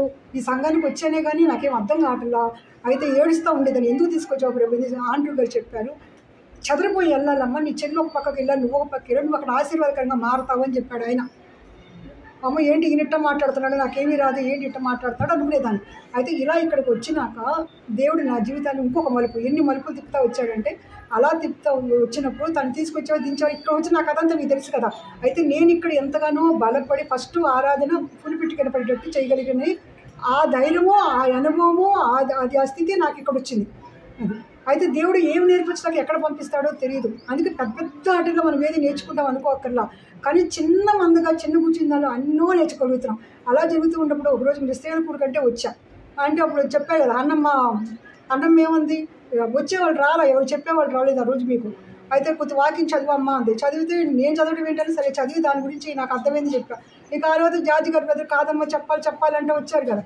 వచ్చారు. తర్వాత సీలు కూడా తీసుకున్నాను. నాకు అసలు కాకపోతే నాకు దేవుడు ఒక అనుభవం ఏంటంటే, నేను ఇంట్లో పని చేసుకుంటున్నా కూడా నేను 10 మంది నా ముందు ఉన్నారు, నేను వాళ్ళు చెబుతున్నట్టు నాకు అదొక నా దర్శనంలో నాకే ఓపెన్గా కళ్ళు తెరిసే నేను వాళ్ళు చెబుతున్నట్టు నాకు తెలిసిపోతూ ఉండేది. అప్పటికి ఇక్కడ నేను నేను కిచెన్లో ఉండి నేను పని చేసుకున్నప్పుడు అక్కడ కనపడేది. ఏంటి నాకు ఇలా కనపడతాను కదా, కానీ ఇది ఉందని నాకు తెలియదు. అలా దేవుడు మీ మధ్య వాడుకుంటా కృప చూపించాడు. సండే స్కూల్కి టీచర్ లేకపోతే, అంటే సండే స్కూల్ ఏంటి బ్రదర్, నాకు సండే స్కూల్ అంటే స్పెల్లింగే తెలియదు నాకు. నేను చిన్నప్పుడు కూడా ఎప్పుడు వెళ్ళలేదు. దాన్ని ఏం కాదమ్మా, నీ బుక్స్ ఇస్తాగా, నువ్వు దాన్ని ప్రిపేర్ అయిపోయి నువ్వు చెప్పేసి అని. అట్లా ఆయనే నాకు సేవకుడికి ఇచ్చింది, ఆయనే సండే స్కూల్కి ఇచ్చింది ఆయన. నాలో ఏముందో ఆయన బయట తీసుకొచ్చింది ఆయన. అక్కడి నుంచి దేవుడు అలా వాడుకుంటూ వచ్చాడు. ఇవన్నీ జరుగుతూ ఉండగా అసలు నా జీవితంలో జరిగిన 5 ఇన్సిడెంట్లు మీకు చెప్తాను. ఎందుకంటే దేవుడు కళల ద్వారా మాట్లాడతాడు, దర్శనాల ద్వారా మాట్లాడతాడు, మళ్ళీ ప్రకృతి ద్వారా మాట్లాడతాడు. ఇవన్నీ కూడా మనకి రాష్ట్రంలో దేవుడు చేస్తూ వచ్చాడు. మనకు అన్ని రకాలు కూడా అనుభవాలు అందరికీ ఉంటాయి, కాకపోతే అందరూ చెప్పాలి అంతవరకే. అయితే నేను కూడా మీ మధ్య కొన్ని అనుభవాలు పంచుకుంటున్నాను. అయితే ఒక 5 అనుభవాలు, ఇంకా చాలా ఉండి నా జీవితం నేను వెళ్ళిన విధానం చాలా కఠినంగా ఉంది, చాలా దేవుడితో పనివేసుకున్న బంధంగా ఉంది. దేవుడు ఎన్నో నేర్పిస్తూ వచ్చారు. ఇవన్నీ కూడా నేను చెప్పడం లేదు, కొన్ని మాత్రమే చెప్తున్నా. మీ దగ్గరికి వచ్చినాక, నేను ఇక్కడ ఉండినాక, ఇట్లా మేము ఇక్కడికి వచ్చేసినాక తెల్లవారు మేము మాట్లాడుకుంటూ ఉండేవాళ్ళు అన్నాను కదా. అయితే ఒకరోజు మేము అక్కడ ఈసీఎల్ దగ్గర ఉండగానే అప్పుడు మాకు అనుభవం కూడా దగ్గర 144,000 మంది మనకు ప్రకటనలో ఉంది కదా, వీళ్ళ వరకే దేవుడి దగ్గరికి వెళ్తారంట, మనం వెళ్ళం. అప్పుడు ఎందుకు ఈ కష్టమైన జీవితం అని చెప్పి తనకి వేదన వాక్యం తెలియదండి. అయితే అంటే నేనన్నా అంత మటుకే వెళ్ళేటప్పుడు, మనం దేవుడి దగ్గరికి వెళ్ళినప్పుడు ఇంత కఠినమైన జీవితం ఎందుకు, ఇంత ఫ్రీగా బతకచ్చు కదా ఈ లోకంలో. అలా కాకుండా ఇంత కుదిర్చుకుని ఇంత దేవుడికి భయపడుతూ ఈ జీవితం ఎందుకు మీకు ఊరికి టెన్షన్ అనుమానాలే కానీ ఏం కాదు, మనం అందరం వెళ్ళకపోతే ఇలాంటి జీవితం ఎందుకు, దేవుడు రక్షించాడు, దేవుడి దగ్గర తీసుకెళ్తాడు అని అన్నాక తనకు వేదన మిగిలిపోయింది, తనకు బాధ మిగిలిపోయింది. ఆ మాట ఎక్కడ విన్నారు, ఎక్కడ చదివారో మరి ఏంటి పూర్తిగా అర్థం చేసుకోలేదు కదా, దీనిలో అట్టాగే రాస్తుంది అని అన్నారు. అందుకే ఊరికి మీరు భయపడబాకండిలే అని చెప్పి నేను పడుకున్నాక అప్పుడు నాకు ఆ రాత్రి తెల్లవారులు ఒక దర్శనంలో కనపడుతూ ఉంది. నేను 12 సంవత్సరాల వయసున్న అమ్మాయిలా కనపడితే నన్ను ఒక ఆయన మధ్య వయసు ఆయన తీసుకెళ్ళి పొండు ముసలి బ్రాహ్మణుడు ఒక ఆయనలాగా ఉన్నాడు. ఆయన అక్కడ నన్ను తీసుకెళ్ళి ట్యూషన్ చెబుతున్నాడు. ఆయన అయితే నన్ను తీసుకెళ్ళి అక్కడ కూర్చోబెట్టి ట్యూషన్ చెప్పమంటాను. అంటే ఆయన అంటున్నాడు, ఈ చిన్నపిల్లలకే నేను చెప్తాను కానీ అర్థమైందా మీకు, చిన్నపిల్లలు దేవుడి రోజుల వారసులు. నేను ఆ వర్డ్ కూడా సండే స్కూల్లో ఖచ్చితంగా వాడతాను. అయితే వాళ్ళకి ట్యూషన్ చెప్తున్నాడు ఆయన. అయితే ఈమె వయసు పెద్దదయ్యింది, 12 ఏళ్ళు వచ్చేసి ఈమెకి చెప్పను అన్నాడు ఆయన. కాదని ఆయన రిక్వెస్ట్ చేశాడు మధ్య వయసు ఆయన. ఇప్పుడు మధ్య వయసు ఆయన ఎవరో అర్థమైంది కదా, పెద్ద ఆయన ఎవరో యెహోవా దేవుడు, యేసుప్రభు. అది అయితే రిక్వెస్ట్ చేసి నన్ను పెద్ద ఆయన దగ్గర ట్యూషన్ వచ్చినాక ఎగ్జామ్స్ వస్తాయి కదా, చదువు వస్తుంది కదా. అయితే ఆఖరి పరీక్షలు వచ్చినాయి. అయితే పరీక్షలకు వచ్చినప్పుడు ఆల్ టికెట్ ఇచ్చారు. అక్కడ నేను ఎగ్జామ్ రాయడానికి. కానీ అమ్మ సూర్యోదయం అయ్యే లోపు నువ్వు అక్కడికి వెళ్ళాలి, నేను వెనకాల వస్తాను అన్నాను. వస్తానంటే నాకు స్కూటర్ నడపడం వచ్చా, కానీ స్కూటర్ నడుపుకుంటే వెళ్ళిపోయాను. ఆయన ఇంటి దగ్గరే ఉన్నారు నేను చూసినప్పుడు. అయితే నేను వెళ్తే ఆ మార్గం ఉందమ్మా, భయంకరమైన మార్గం, ఎత్తులు పల్లాలు, మొండి గోడలు, గోడ నుంచి బండి ఎక్కి కిందకి దిగటం, లోయ ఎత్తు. ఈ భయంకరమైన ప్రయాణంలో సూర్యాస్తం అయ్యేటప్పటికి వెళ్ళిపోవాలి. చాలా దూరం ప్రయాణం చేసేసాను. అక్కడెక్కడో మైదానంలో గొర్రెల కాపులు ఎవరు లేరు. అయితే నేను అప్పెక్కాలంటే నేను ఎక్కలేకపోతున్నాను. అప్పుడు బుజ్జి నా వెనకాల వచ్చి నా బండి తోసినాక ఆ రోడ్డు మీద వెళ్ళినాక అక్కడ ఒక ఇల్లు ఉందమ్మా, ఇదే స్క్వేర్ టైప్లో ఇల్లు ఉంది. ఇక్కడ ఒక గేట్ ఉంటే ఈ గేట్ సూర్యాస్తమయం దగ్గరికి వచ్చేసింది. ఈ గేట్లోంచి పరిగెత్తి ఇక్కడికి వచ్చినాక ఈ మూల ఒక కౌంటర్ ఉంది. ఈ కౌంటర్ దగ్గరికి వచ్చేటప్పటికి ఇక్కడ నోట్ చేసుకుంటారు, పేర్లు నమోదు చేసుకుంటున్నారు. నమోదు చేసుకుంటే ఇక్కడికి వచ్చినాక అప్పుడు మళ్ళీ నాకు బుజ్జి కనపడింది. అక్కడికి నేను అక్కడ అలసిపోయినాక నా చేతిలో కాగితాలు బుజ్జి చేతిలో కాగితాలు వచ్చింది. బుజ్జి చేతిలో వచ్చినప్పుడు ఆ కాగితాలు ఏంటి అంటే రేషన్ కార్డులు ఉన్నాయి. మా తమ్ముడు కూడా నా దగ్గర వదిలేళ్ళాడు. అప్పుడు నా కార్డు తమ్ముడు కార్డు 2 ఉన్నాయి. అయితే ఆ రేషన్ కార్డులు ఇప్పుడు ఆయన లోపల ఆ కౌంటర్లోకి ఇచ్చినాక పెద్ద లాంగ్ బుక్లు ఉన్నాయి అక్కడ. ఆ లాంగ్ బుక్లో ఎంటర్ చేసుకున్నాక అది ఏంటంటే జీవగ్రంథంలో పేర్లు. అర్థమైందా? లాంగ్ బుక్లు అంటే సూర్యాస్తమయం అంటే మన జీవితం ఎండింగ్, సూర్యోదయం మన జీవితం మొదలు, సూర్యాస్తమయం జీవితం ఎండింగ్. సూర్యాస్తమయం అయిపోయాక చనిపోయాక ఏం చేస్తాం? వెలుగులోనే మనం వెళ్ళాలి కదా. నోట్ చేసుకుని ఒక్క కార్డే ఇవ్వాలి. ఇప్పుడు ఎవరికైనా ఒక రేషన్ కార్డే ఉంటుంది కదా. అప్పుడు దడుతా మా తమ్ముడు కార్డు కూడా ఇచ్చా. అది కూడా ఏమీ మాట్లాడలేదు, అది కూడా నోట్ చేసుకున్నాక అమ్మ ఇప్పుడు దాకా ఆ పెద్ద ఆయన ఇక్కడే కూర్చున్నాడు. అమ్మ ఎలా అయినా సరే మీరు నోట్ చేసుకోండి అని చెప్పి మాకు చెప్పి ఇప్పుడేనమ్మా మీరు ఇటు వచ్చాక ఇటు వెళ్ళారమ్మా అన్నాడు. వెళ్ళారంటే ఇక ఆ నోట్ చేసుకున్నాక ఆ కాగితాలు పట్టుకుని ఆ బుక్ పట్టుకుని మళ్ళీ పరుగు మళ్ళీ ఈ గేట్ నుంచి వచ్చి మొత్తం పట్టణ వీధులన్నీ తిరిగా, ఆ రాజు వీధులు అక్కడ. కానీ నాకు ఆయన కనపడల, వీధులన్నీ తిరిగా. అప్పుడు నాకు తెల్లరిపడి రాత్రి తను అన్నారు కదా, జీవగ్రంథం నా నోట్ చేసేది నా బుక్లో. జీవగ్రంథంలో దేవుడు పేరు లిఖించాడు. రేషన్ కార్డులో ఎవరెవరికి ఉన్నాయో అన్ని పేరు లిఖింది. అయితే గబగబో మా తమ్ముడు పుస్తకం తీసి చూస్తే మా నాయనమ్మ పేరు కూడా ఉంది. నాకు డౌట్, తెల్లవారు ప్రశ్న, మా నాయనమ్మ ఎక్కిందో లేదో. మా నాయనమ్మ కూడా ఆ రేషన్ కార్డులో ఉంది. అట్లా నా బుక్కు మా తమ్ముడు బుక్కు 2, మా అమ్మ నాన్నగారు తమ్ముడు ఫ్యామిలీ, నాయనమ్మ ఫ్యామిలీ, నా ఫ్యామిలీ మొత్తం జీవగ్రంథంలో లాంగ్ బుక్లో నోట్ చేసుకున్నారు. ఈ నన్ను ఎవరిప్పుడు ఆయన నేను వెళ్ళినప్పుడు బయలుదేరలా, కానీ ఆయన ఏ మార్గంలో వచ్చారు, ఎట్లా వచ్చారు, ఇక్కడ కూర్చున్నాడు పెద్ద ఆయన నా కోసం. ఎట్లయినా మీరు నోట్ చేసుకోండి అని చెప్పాడు ఆయన. అట్లా జీవగ్రంథంలో పేరు నీకు ఈ పొద్దున్న చెప్పినాక తనకి అప్పుడు నెమ్మది సంతోషం. అలా దేవుడు కళల ద్వారా కూడా దర్శనం మధ్య మాట్లాడతాడు. అలా ఒకటి నా జీవితంలో జీవగ్రంథంలో పేరు లిఖించాడు. ఇంకొకటి ఏంటంటే ప్రభువుని తీసుకొని నేను ఒక సముద్రం మీద నడుస్తూ వెళ్తున్నాను. అయితే చాలా పిల్లడు, కుందేలు బొమ్మంత పిల్లడు, అది తెల్లని బట్టలు ఉండే. అయితే నడుస్తూ వెళుతూ ఉన్నప్పుడు స్కూల్ వాళ్ళు ఎక్స్కర్షన్కి వెళ్తున్నారు ఆ నీడ మీదే. అదే పిల్లలు నడిపిస్తారు, టీచర్లు నడిపిస్తున్నారు. వెనకాల వాడిని పట్టుకుని వాళ్ళందరూ వెనకాల నేను ఉన్నా. సముద్రంలో దావుగా ముగ్గురు చెప్పులు నడుచుకుంటూ వెళ్తూ వచ్చినప్పుడు నేను ప్రభుతో అంటున్నాను, నాన్న జాగ్రత్త, నువ్వు జాగ్రత్తగా పట్టుకో అని చెప్తూ ఉండాక అటు నుంచి ఒక నల్లటి మేఘం వచ్చేస్తా అంటే ఈ లైన్ వరుస ఇట్టా తప్పుకుంటూ వెళ్తాను. చివరి మేము ఉన్నాం కదా, జాగ్రత్తనా అది వస్తుంది, నువ్వు నా చెయ్యి వదలపాకు జాగ్రత్త అని చెప్పి అని అట్లాగే చక్కగా విన్నాడు మాట. అట్లానేమో అన్నాడు. అట్లానే అన్నాక నాకు ఎడం చేత్తో పట్టుకుని ఉండి నాకు అలా వస్తూ ఉండినప్పుడు నేను చెప్తూనే ఉన్నా కదా. అయితే వాడేమన్నాడు సార్, నా చెయ్యి అటు పట్టుకున్నాక అది వచ్చేటప్పటికి ఇలా అన్నాడు. అంటే నా చెయ్యి వారు వాడి చెయ్యి వారు, మీకు అర్థమైందా? ఆడు మేఘంలోకి వెళ్ళాడు, నేను ఇతరకుండా. అంటే నల్లటి మేఘం కదా, అది నల్లగా అయిపోయాడు. తెల్లగా ఉన్న కుందేలు బొమ్మలా ఉండాడు, నల్లగా అయిపోయాడు. నేను అప్పటికి నాకు ఏడుపు, నేను చెప్తున్నాను వద్దన్నాను కదా, నీకు చెప్తున్నాను కదా, నువ్వు ఎందుకు అట్లా విన్నావు? నాకు చక్కగా విన్నట్టే ఉన్నాడు. మళ్ళీ తను నా చెయ్యి నుంచి తను అట్లా చెయ్యి అన్నాడు. విడిపోవాలి, నా చేతిలో ఉంది, కానీ నా చెయ్యి వారు తన చెయ్యి వారు ఆ మేఘంలోకి వెళ్ళాడు, నల్లగా అయిపోయాడు. అప్పుడు నాకు ఏడుపు, ఏంటి నా ఎందుకు ఇట్లా చేశాడు, ఏం చేయాలి ఇప్పుడు పిల్లాడిని, ఏం చేయాలి? అది సముద్రం, ఆ పట్టుకుని ఇట్టు దించాను అనుకో, దించితే కిందకి వెళ్ళిపోతాడేమో అని చెప్పి అట్టగా దోశలతో నీళ్లు తీసేసి వాడి మీద పోసి కడిగేశాం. దేవుడు మళ్ళీ వాడిని కడిగేసి ముందుకు సాగుతూ వెళ్తున్నాను. ముందుకు సాగుతూ వెళ్తే వాళ్ళు ఏమన్నారంటే, అందరం ఒక దగ్గర హాల్ట్ అవుదాము, అక్కడ దేవుడి గురించి మీకు ఏం తెలుసో అది చెప్పాలి అని వాళ్ళందరూ, ఎవరికి తెలిసింది వాళ్ళు చెప్పాలి అంతే అక్కడ. అయితే నేను ఏం చెప్పాలి ప్రభువా, నాకు నీ గురించి ఏం తెలుసు ప్రభువా, నాకు నేనేం చెప్పాలి ప్రభువా, ఏం లేదు ప్రభు, నువ్వు నా కొరకు వచ్చావు కదా, నువ్వు నా కొరకు ప్రాణం పెట్టావు కదా, నా కొరకు చనిపోయి తిరిగి లేసావు కదా, నా కొరకు రాని ఉన్నావు కదా, ఇంత తక్కువ నాకేం తెలియదు ప్రభువా, నేను అదే చెప్తా అని చెప్పి నాలో నేనే అనుకుంటున్నా. అలా ముందుకు సాగుతూ వెళ్తూ వచ్చినాక అక్కడ ఒక హాల్ట్ అయ్యాక వాళ్ళందరికీ నేను అదే చెప్పాను, నా దేవుడు ఏంటి, నా దేవుడు నా కొరకు వచ్చాడు, ఆయన మన కొరకు సిలువలో చనిపోయాడు, ఆయన తిరిగి లేచాడు, ఆయన మన కొరకు రానై ఉన్నాడు, ఇది మాత్రం నాకు తెలిసి నేను అక్కడ చెప్పా. అది ఆ రాత్రి కళ ఇది, అది నాకు ఎండ్ అయిపోయింది. నిన్నయ్యాక నాకు తెలిసిన పాఠం ఏంటంటే, దీనిలో మీకు అన్న పాఠాలు అర్థమయ్యా? అర్థం అవ్వలేదు కదా. మన పిల్లలు అప్పుడు వాడు ఇంజనీరు తెలుసా, చిన్నప్పటికే వాడు ఇంజనీర్ అయినా పిల్లలు చిన్నవాళ్ళే, తల్లికి పిల్లలు చిన్నవాళ్ళే. ఆడ నేను పట్టుకుని చెయ్యండి, చెప్పండి, నేను పట్టుకుని చెయ్యండి, ఎడవ చెయ్యి. మన దేవుడి దగ్గర ప్రార్థన ఏం చేస్తాం, దక్షిణ హస్తం అని చేస్తామా లేదు? ఈ దక్షిణ హస్తం కింద దాచి ప్రభు అంటామా? అయితే మనం పట్టుకోవాల్సింది ఎక్కడ, కుడివైపు పట్టుకోవాలి. కుడివైపు పట్టుకుంటాము ఒకటి, ఎడం చేత పట్టుకుంటే తప్పు ఒకటి, కుడివైపు పట్టుకోవాలి. కుడివైపు పట్టుకుంది ఎలా పట్టుకున్నాను, ఇలా పట్టుకున్నాను, కానీ ఎలా పట్టుకోవాలి, పొదివి పట్టుకోవాలి. అర్థమైంది? పిల్లల్ని ఇలా పట్టుకోవాలి, ఇట్లా కాదు పట్టుకోవాల్సింది, ఇలా పట్టుకోవాలి, కుడివైపు పట్టుకోవాలి. అప్పుడు వాడు దాటేవాడు. పిల్లల యొక్క బాల్య చాపల్యం ఉంటుందని మనకు తెలుసు కదా. అయితే పిల్లడు ఇంజనీరింగ్ పిల్లడు ఏంటి వాడికి తెలియదా అని అనుకోకూడదు.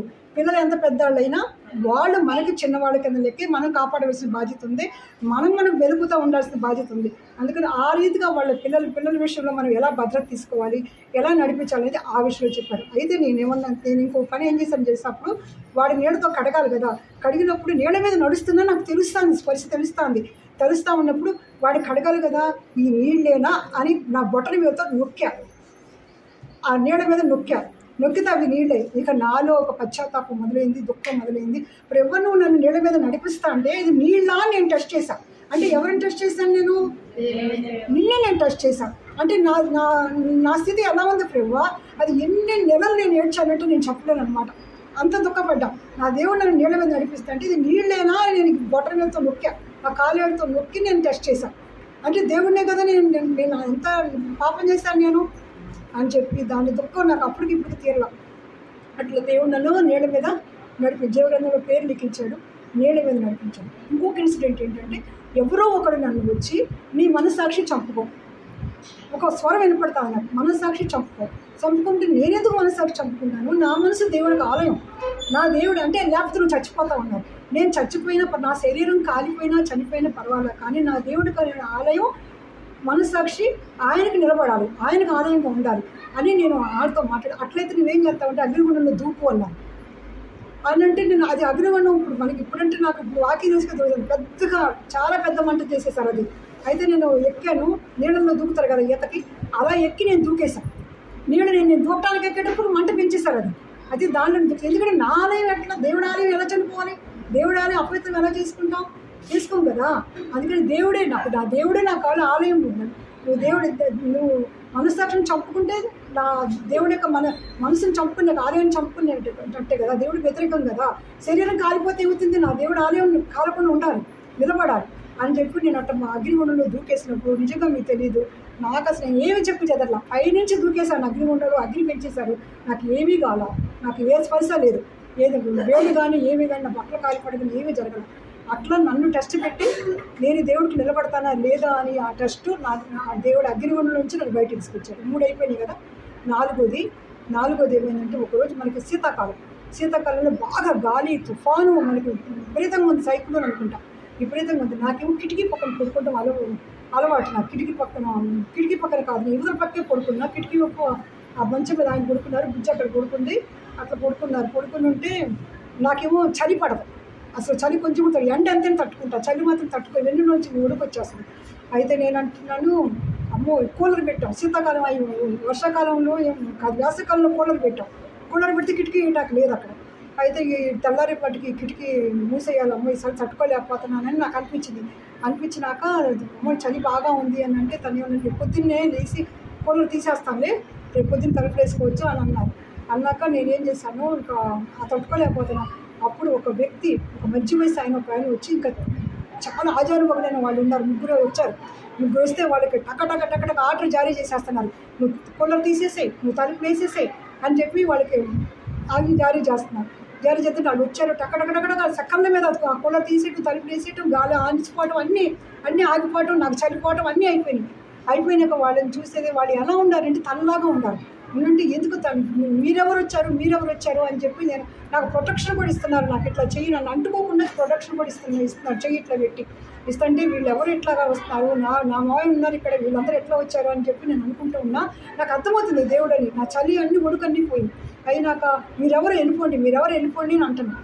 అన్నాక నాకు మెరుగు వచ్చేసినాక మళ్ళీ చలి అది మళ్ళీ మామూలుగా ఉంది. మెరుగు ఏంటి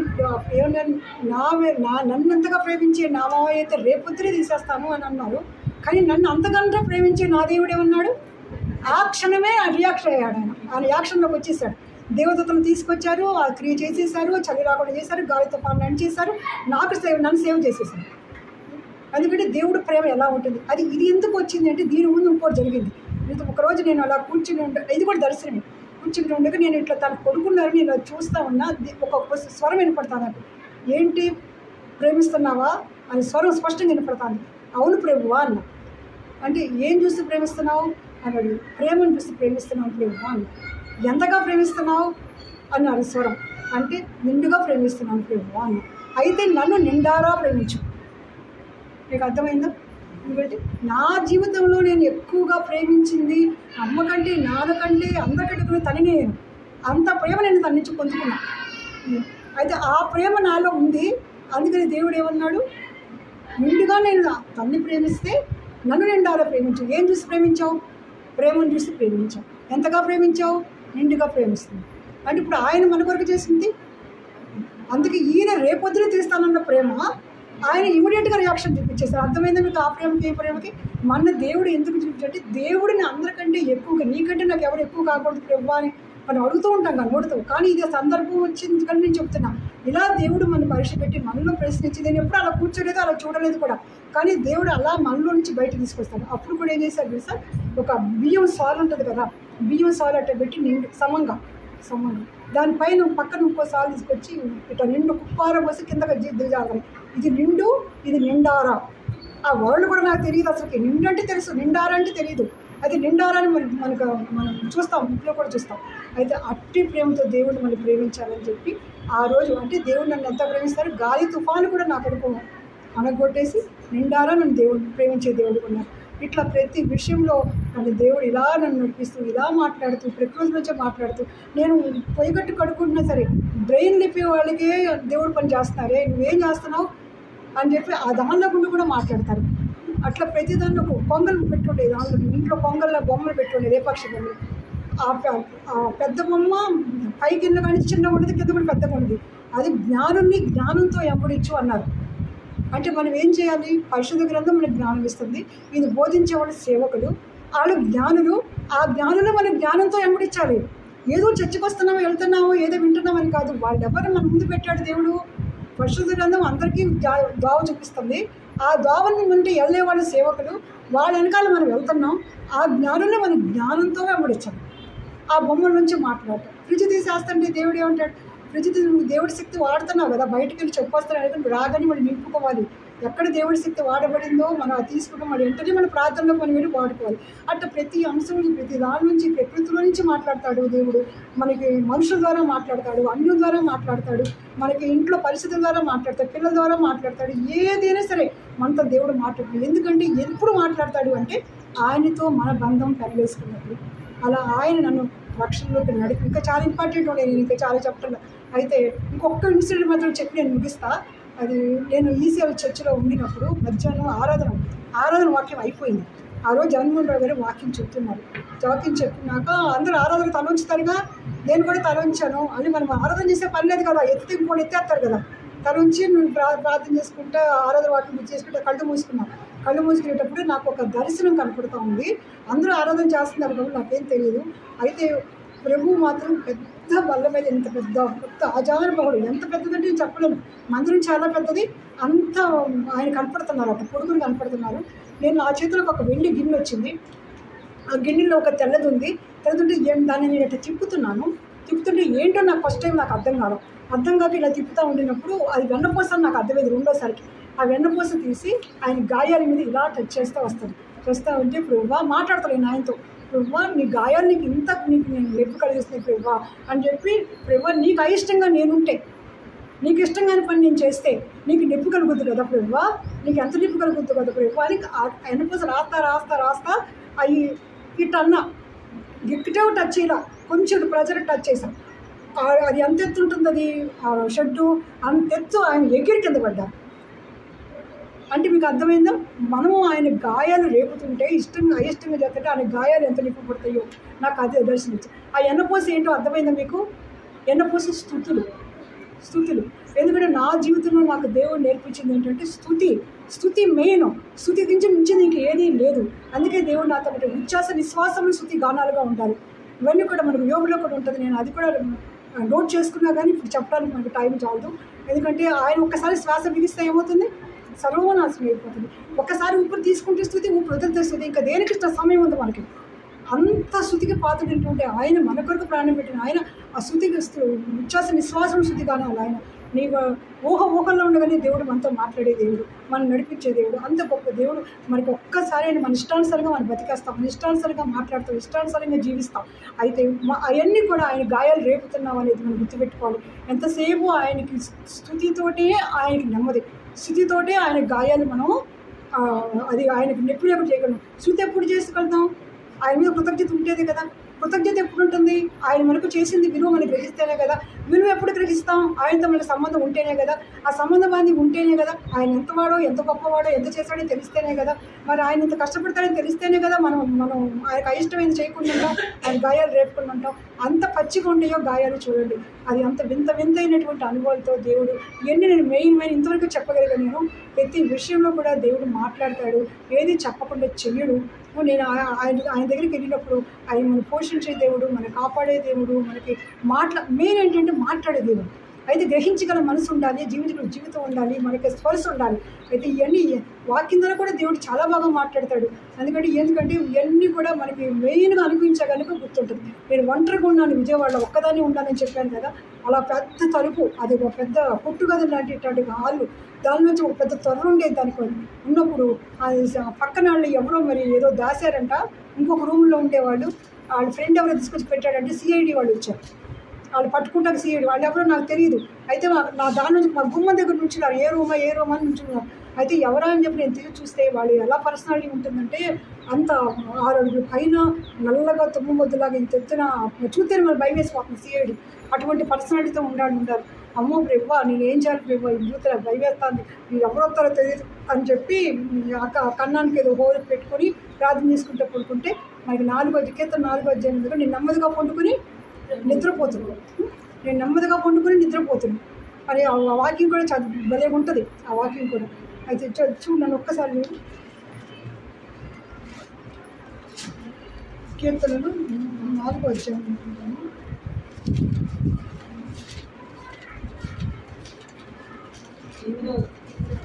చదువు.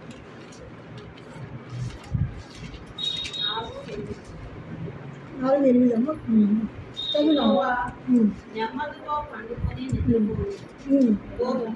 నేను ఒంటరిగా నీవే నన్ను సురక్షితంగా. నేను ఒంటరిగా ఉన్నాను, అప్పుడు పిల్లలు పెట్టి ఒక్కదాన్ని ఉన్నాను. నేను ఒంటరిగా అన్ని క్లియర్గా మాట్లాడతాను కదా. ఇంకా ఆ రోజు వాళ్ళని చూసి ఎంత భయపడ్డానో అట్లా దేవుడు ప్రతి విషయంలో కూడా అట్లా దేవుడు మాట్లాడతాడు. నిజంగా అసలు ఎంతగా మాట్లాడతాడంటే అసలు నాకు అర్థమే కాదు. అది ఒక్కసారి వీపీఎస్లోకి వచ్చినప్పుడు చాలా నేను శ్రమల్లో ఉన్నాను. అయితే అక్కడ వీపీఎస్ దగ్గర మాట్లాడి ఇన్ని శ్రమలో నేనేం మాట్లాడతాను ప్రభు అంటే అక్కడ మాట్లాడిన మాట 94:19 అమ్మ.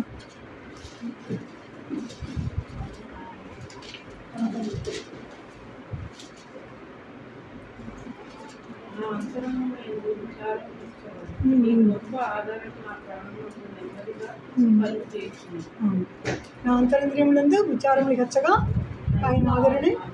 నేను ఎన్ని కష్టమైన పరిస్థితుల్లో అప్పుడు నన్నే మాట్లాడమన్నారు. వీళ్ళందరూ వంట చేసుకుంటే నువ్వు అన్నారు వీళ్ళందరూ. అయితే ఏం మాట్లాడాలి నేను? అయితే హృదయంలో అలజడి, కానీ అప్పుడు వాక్యం తీసుకున్నప్పుడు ఈ మాట మాట్లాడాడు.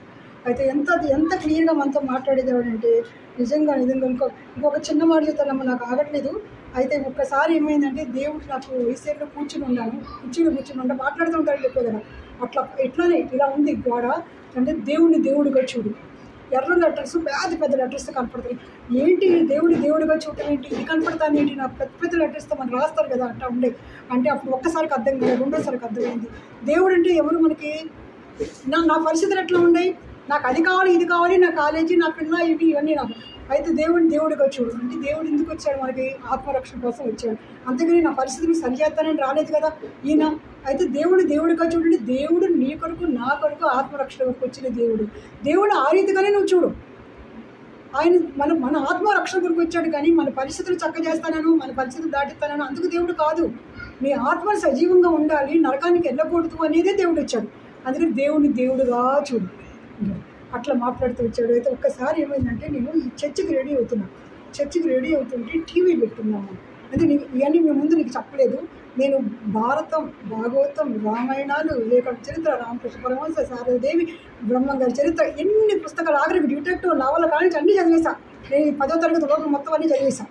అన్నీ చదివినాక మా పెళ్ళయ్యాక కూడా మా అమ్మమ్మకి రోజు భగవద్గీత చదివినిపిస్తేనే అది ఇంట పడుకుంటుంది. అట్లా భగవద్గీత కూడా చదివేశాను. మొత్తం అన్నీ చదివేశా కానీ నాకు ఏది కాదు, ఎందులోనే నా దేవుడే నాకు కనపడదు. అంటే 10th లోపు తెలియదు, ఆ తర్వాత అంతా నాకు దేవుడే కనపడతా ఉండేవాడు.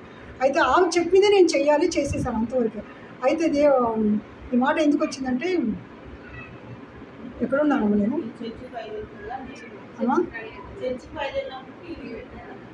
టీవీ మామూలుగా టీవీని మాత్రం పెట్టుకున్నారు. అందులో వస్తుందమ్మా, అందులో కృష్ణుడిది వస్తుంది, అందులో అష్టావక్రుడు అని చెప్పి వస్తుంది. అష్టావక్రుడిని ఎవరో ఎక్కరిస్తే శాపం వస్తుంది, అందులో అది కనపడతాను. నేను పని చేసుకుంటున్నా, నాకు చెప్తున్నా కదా, నా మైండ్ ఎక్కడ దేవుడు నాకు ఏం మాట్లాడతాడు, ఎక్కడ మాట్లాడతాడు, ఏం చెప్తాడు, ఎంతమందిలో ఉన్నా నా మైండ్ అక్కడే ఉంటుంది. ఏంటి ఇది నా మైండ్కి ఇది తట్టుతుంది ఏంటి అంటే, అష్టావక్రుడిని చూసి నవ్విన వాళ్ళకి శాపం వచ్చింది అంటే ఎవరైనా చూసి మనం ఎక్కరించకూడదు, అనుకోకూడదు అనేది నాకు ఆ మైండ్ తట్టింది. తీరా మందిరానికి వెళ్ళినాక ఆంధ్రప్రదేశ్ స్టేజ్ మీద ఉన్నారు. అయితే ఆ పిల్ల అందంగా ఉంది, ఈ పిల్ల అందంగా లేదని ఎప్పుడు ఎవరు అనుకోకూడదు, అందరూ దేవుడు సృష్టే అని ఆయన చెప్తున్నారు. అక్కడికి వెళ్ళగానే ఫస్ట్ వెళ్ళగానే మంత్రులకి సెకండ్ తట్టినాక ఇవన్నీ అంతకుముందు మాకు తెలిసిన వాళ్ళు ఇప్పుడు ఇక్కడ కస్తులక్కడగా వాళ్ళతో అక్కడ ఉంది, వాళ్ళు మీటింగ్లప్పుడు పిలుస్తారు, బంధువులు కూడా అవుతారు. అయితే అక్కడికి వెళ్ళినప్పుడు ఒక పిల్ల బాగా నలుపుగా ఉందమ్మా, అంత బుడుబుడికాయలు, వాళ్ళు కూడా మాకు తెలిసిన పిల్లలు. అయితే ఆ పిల్ల బాగోదు, ఇట్లా నల్లగా ఉంటుంది, ఇట్లా బుడుబుడికాయలు అన్నీ ఉంటాయి అని అన్నారు. అయితే నాలో ఏంటంటే ఏ ఆడపిల్లనైనా సరే బాగోలేదు అంటే తట్టుకోలేదు నేను, ఎందుకంటే అందరూ దేవుడు సృష్టే కదా. అయితే నేను ఆ పిల్లని చూసినప్పుడు నాకు ఎంతో అందంగా, ఇక్కడ కనపడిందా ఈ వాక్యము, ఈ మాట టీవీలో, అక్కడ కనపడిందా, ఇక్కడ కనపడిందా, ఇట్లా అనుకుంటూ ఉన్నప్పుడు నేను రిఫరెన్స్ ఉందమ్మా, హృదయములని పరిశీలించే దేవుడు అన్నది ఎక్కడ ఉంది, అది మనకి ఆంధ్రప్రదేశ్ 33:15 చూడమ్మా, 33:15 కీర్తనలో.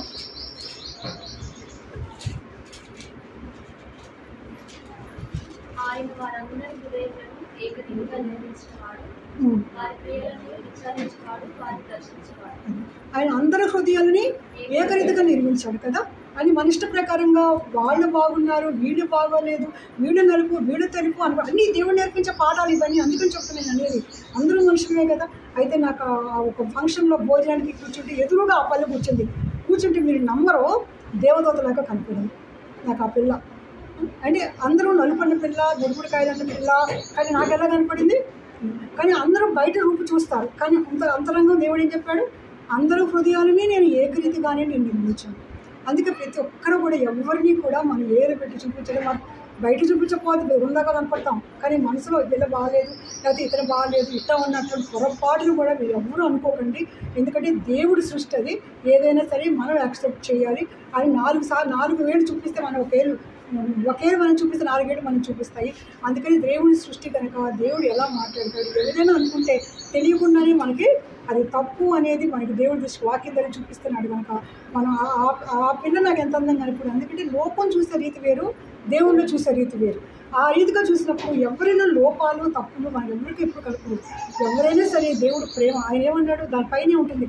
ఆయన ప్రేమను పై వచ్చిన చూడమో ప్రేమను కలుగుతుంది వెతుకుతున్నాను అంటాడు చూడు. తన పైన ఏంటి కనిపెడుతున్నాడు ఆయన.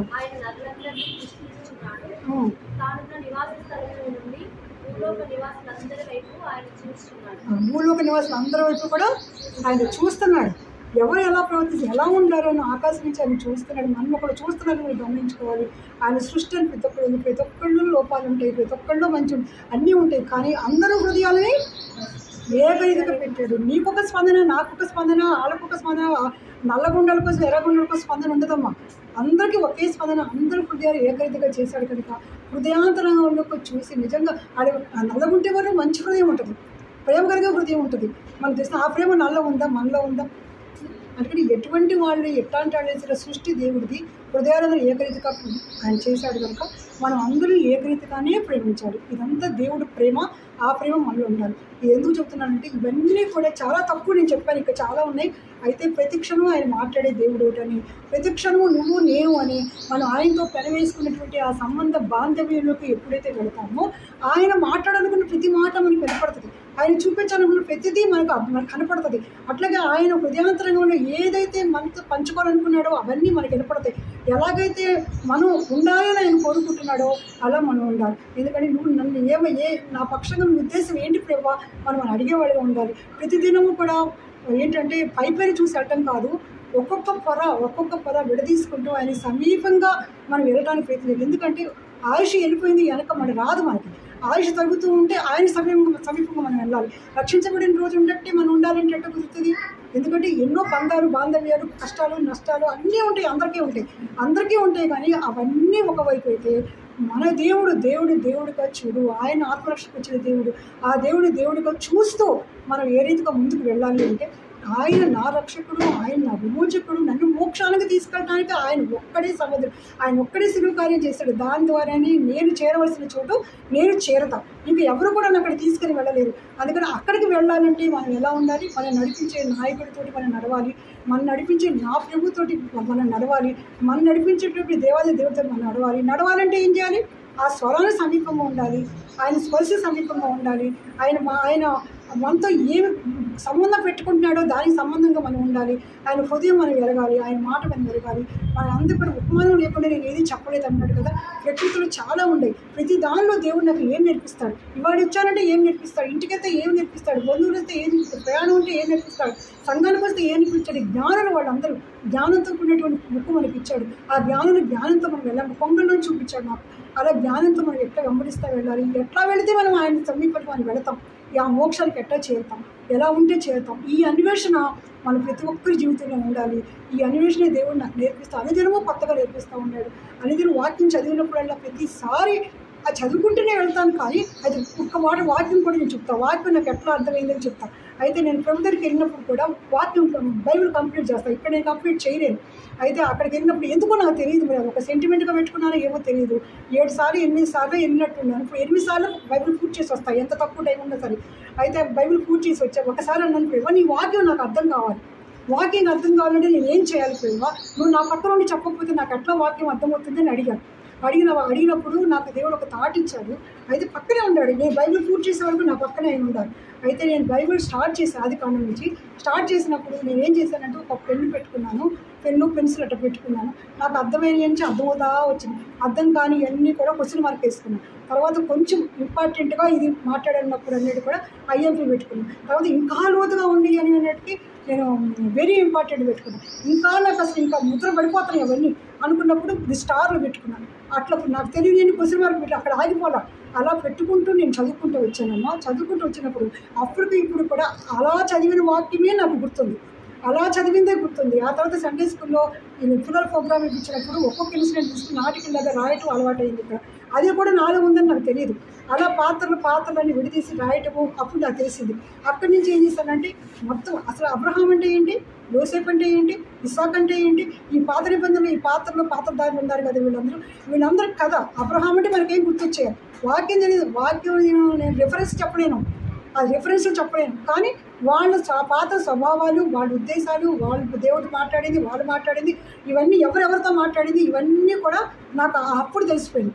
అట్లా ప్రతి ఒక్కరు ఇప్పుడు యోసేపు గురించి చెప్పమన్నా, లేకపోతే ఇస్సాక్ గురించి చెప్పమన్నా, లేకపోతే నేను ఈ పాత్రలో ఇప్పుడు జకర్యా గురించి చెప్పమన్నా, ఇట్లా ఏంటంటే ఒక్కొక్కరు ఏంటి దానియేలు గురించి చెప్పమన్నా అట్లా చెప్పగలిగే స్థితిలోకి చందమామ కథల్లాగా దేవుడు అన్ని ముద్రలు పడేసుకుంటూ వచ్చారు. అతను కొత్త నిబంధన నాకు అంత బాగా అర్థం. కొత్త నిబంధన చాలా జాగ్రత్తగా చదవాలి. అది చదివేటప్పుడు మాత్రమే నాకు మైండ్ చాలా జాగ్రత్త పెట్టి చదవాలి. ఆ కొత్త నిబంధన చాలా ప్రాక్టీస్ పెట్టుకుంటూ వస్తున్నాను. చాలా లోతు మర్మాలు ఉంటాయి కొత్త నిబంధనలో. అయితే అలా దేవుడు నేను మధ్యలో కూర్చుని మధ్యాహ్నం పూట కూర్చుని నేను అండర్లైన్ చేసి అన్ని చూసుకుంటూ ఉంటాను. క్వశ్చన్ మార్కులకి ఎప్పుడో ఒకసారి ఏ సేవకుడు చెప్తాడు కదా, ఆ సేవకుడు చెప్పినప్పుడు ఆ క్వశ్చన్కి నాకు అర్థం తెలుస్తుంది. నా దాంట్లో క్వశ్చన్ మార్క్ వేసి దీనికి ఇది అర్థం కావాలి, ఇది అర్థం కావాలి, అట్లా దేవుడు విడ తీసుకుంటూ వస్తున్నారు ఆ క్వశ్చన్ మార్కులకి. అలా మనం ప్రత్యేకంగా దాని మీద దృష్టి చదువుతూ ఉన్నప్పుడు అట్లా బైబిల్ అర్థమయ్యింది. ఆ తర్వాత ఏంటంటే ఇంకా ఇప్పుడు అమ్మ ఉంది కదా, అమ్మకు చదివి చెప్తా ఉన్నప్పుడు ఇంకా లోతు ఇంతలోతుందని ఇప్పుడు అర్థమవుతూ వస్తుంది. వాటిని ఎన్నిసార్లు చదివినా కూడా మన సమీపంగా దేవుడు చెప్తా వస్తారు. అట్లా వాక్యంతో కూడా దేవుడు నాకు సమీపంగా ఉంటూ ఏంటంటే నా జీవితంలో ఆయన నాతో ఉన్నాడు, నేను ఆయనలో ఉన్నాను, ఆయనలో అన్వేషణ, ఆయన నేను ఒకటే, నేను ఒంటరి కాదు. ఇది ఎన్ని పరిస్థితులు సరే నేను ఒంటరి కాదు, నా దేవుడు నాతో ఉన్నాడు. పరిస్థితులు వస్తున్నాయి పోతాన్ని, ఏడుస్తాం, దుఃఖపడతాం, ఆయన అడుగుతాం. అలాగే ప్రార్థన చేసేటప్పుడు కూడా వాక్యం ముందుకు వెళ్తాను. మీ అందరూ ప్రార్థన చేయమంటారు కదా, నేను ఎప్పుడు దండం పెట్టుకుని ప్రభువా వీళ్ళకి అవస్థలో ఉన్నారు, వీళ్ళ అవస్థలో ఉన్నారు మనస్ఫూర్తిగా ప్రార్థన చేసేసి అది అంతవరకు పక్కకు అబ్జెక్ట్ చేసేసి ఇక నేను నా దేవుడు క్యాబిన్లోకి వెళ్ళిపోయినట్టుగా దేవుడు వాక్యము, దేవుడు ఏం మాట్లాడతాడు, నేను ఆయనతో ఏం మాట్లాడాలి ఏంటి, ఈ స్థితిలోకి మనం వెళ్ళిపోయినప్పుడు దేవుడి గురించి నేర్చుకుంటాం. అయితే అన్నింటిలో కూడా దేవుడు స్తుతికి పాత్రుడు. ఏమైనా ఏం చేసినా ఏ పరిస్థితి అయినా ఆయన స్తుతించవలసిన వాళ్ళని. అయితే ఇంకా స్తుతించడంలో తృప్తి అయితే నేను పొందలేదు. ఇంకా స్తుతించినటువంటి అంశాలు కూడా నా జీవితంలో ఉండయి. అయితే నేను ఇంకా దేవుడు కోరుకున్న స్థితిలో రాలేదు. అయితే మీరందరూ దేవుడు కోరుకున్న స్థితిలో నేను ఉండగలిగేటట్టుగా నా కోసం ప్రార్థన చేయండి. నా ఆయుష్కాలం అయిపోతుంది. అయితే ఈ లోపు దేవుడికి నేను ఏమి ఉండాలని కోరుకుంటున్నారు, నా పట్ల ఆయనకి ఏ ఉద్దేశం ఉందో, ఎందుకు నన్ను ఇంతగా ప్రేమించి ప్రాణం పెట్టి నన్ను రక్షించుకున్నారో, నన్నే ఎందుకు ఎంచుకున్నారో నాకు తెలియదు. అయితే నేనైతే మోక్షానికి వెళ్ళాలి. ఆ మార్గం కొరకే నేను నా దేవుడు దీని ద్వారానే మోక్షం అనే మాటతోటే నేను వచ్చాను. అలాగే ఇంతవరకు నేను నడిపించే నాయకుడిగా ఉన్నాడు. ఎన్నో విధులుగా నాకు ఆయన స్పర్శ, ఆయన మాట, ఆయన ఉద్దేశాలు, ఆయన కంటి చూపు కూడా నాకు అర్థమయ్యేట్టుగా చేస్తూ వస్తున్నారు. అయితే ప్రతి విషయంలో కూడా నా వాక్యం ద్వారా దేవుడు ప్రత్యక్షంగా మాట్లాడతారు, దర్శనాల ద్వారా మాట్లాడతారు, ఇలా ప్రకృతిలోంచి విపరీతంగా మాట్లాడతారు దేవుడు, మనుషుల నుంచి అన్నిటి నుంచి మాట్లాడతాడు. అయితే వినగలిగి గ్రహించగలిగిన స్థితి నాలో ఉండాలి. ఇప్పటికీ కూడా ఇంకా తెలుసుకోవాలి. ఆయనకు దినదినము ఆయన యొక్క సమీపంగా నేను వెళ్ళాలి. ఆయన సిలువ దగ్గరికి వెళ్ళినప్పుడు మాత్రమే ఆయన నా కొరకు చేసింది ఏంటో అర్థమవుతుంది. అప్పుడు మాత్రమే మన పరిస్థితులన్నీ కూడా ఎదుర్కొని నిలబడగలుగుతాం. కనుక ఆయన కృప, ఆయన ప్రేమ, ఆయన సన్నిధి కాంతి నా మీద ఎల్లప్పుడూ ఉండేలాగా మరి నా కొరకు మీరు అందరూ ప్రార్థన చేయండి, నా కుటుంబం కోసం ప్రార్థన చేయండి. అయితే ఆయన కంటే ఎవరిని ఎక్కువ ప్రేమించకూడదు, ఆయన నిండారా ప్రేమించండి. ఆ స్థితిలో ఉండేట్లుగా నా కోసం ప్రార్థన చేయండి. చిన్న సాక్ష్యం దేవుడు దీవించగలరు. చాలా టైం తీసుకున్నట్టున్నారు.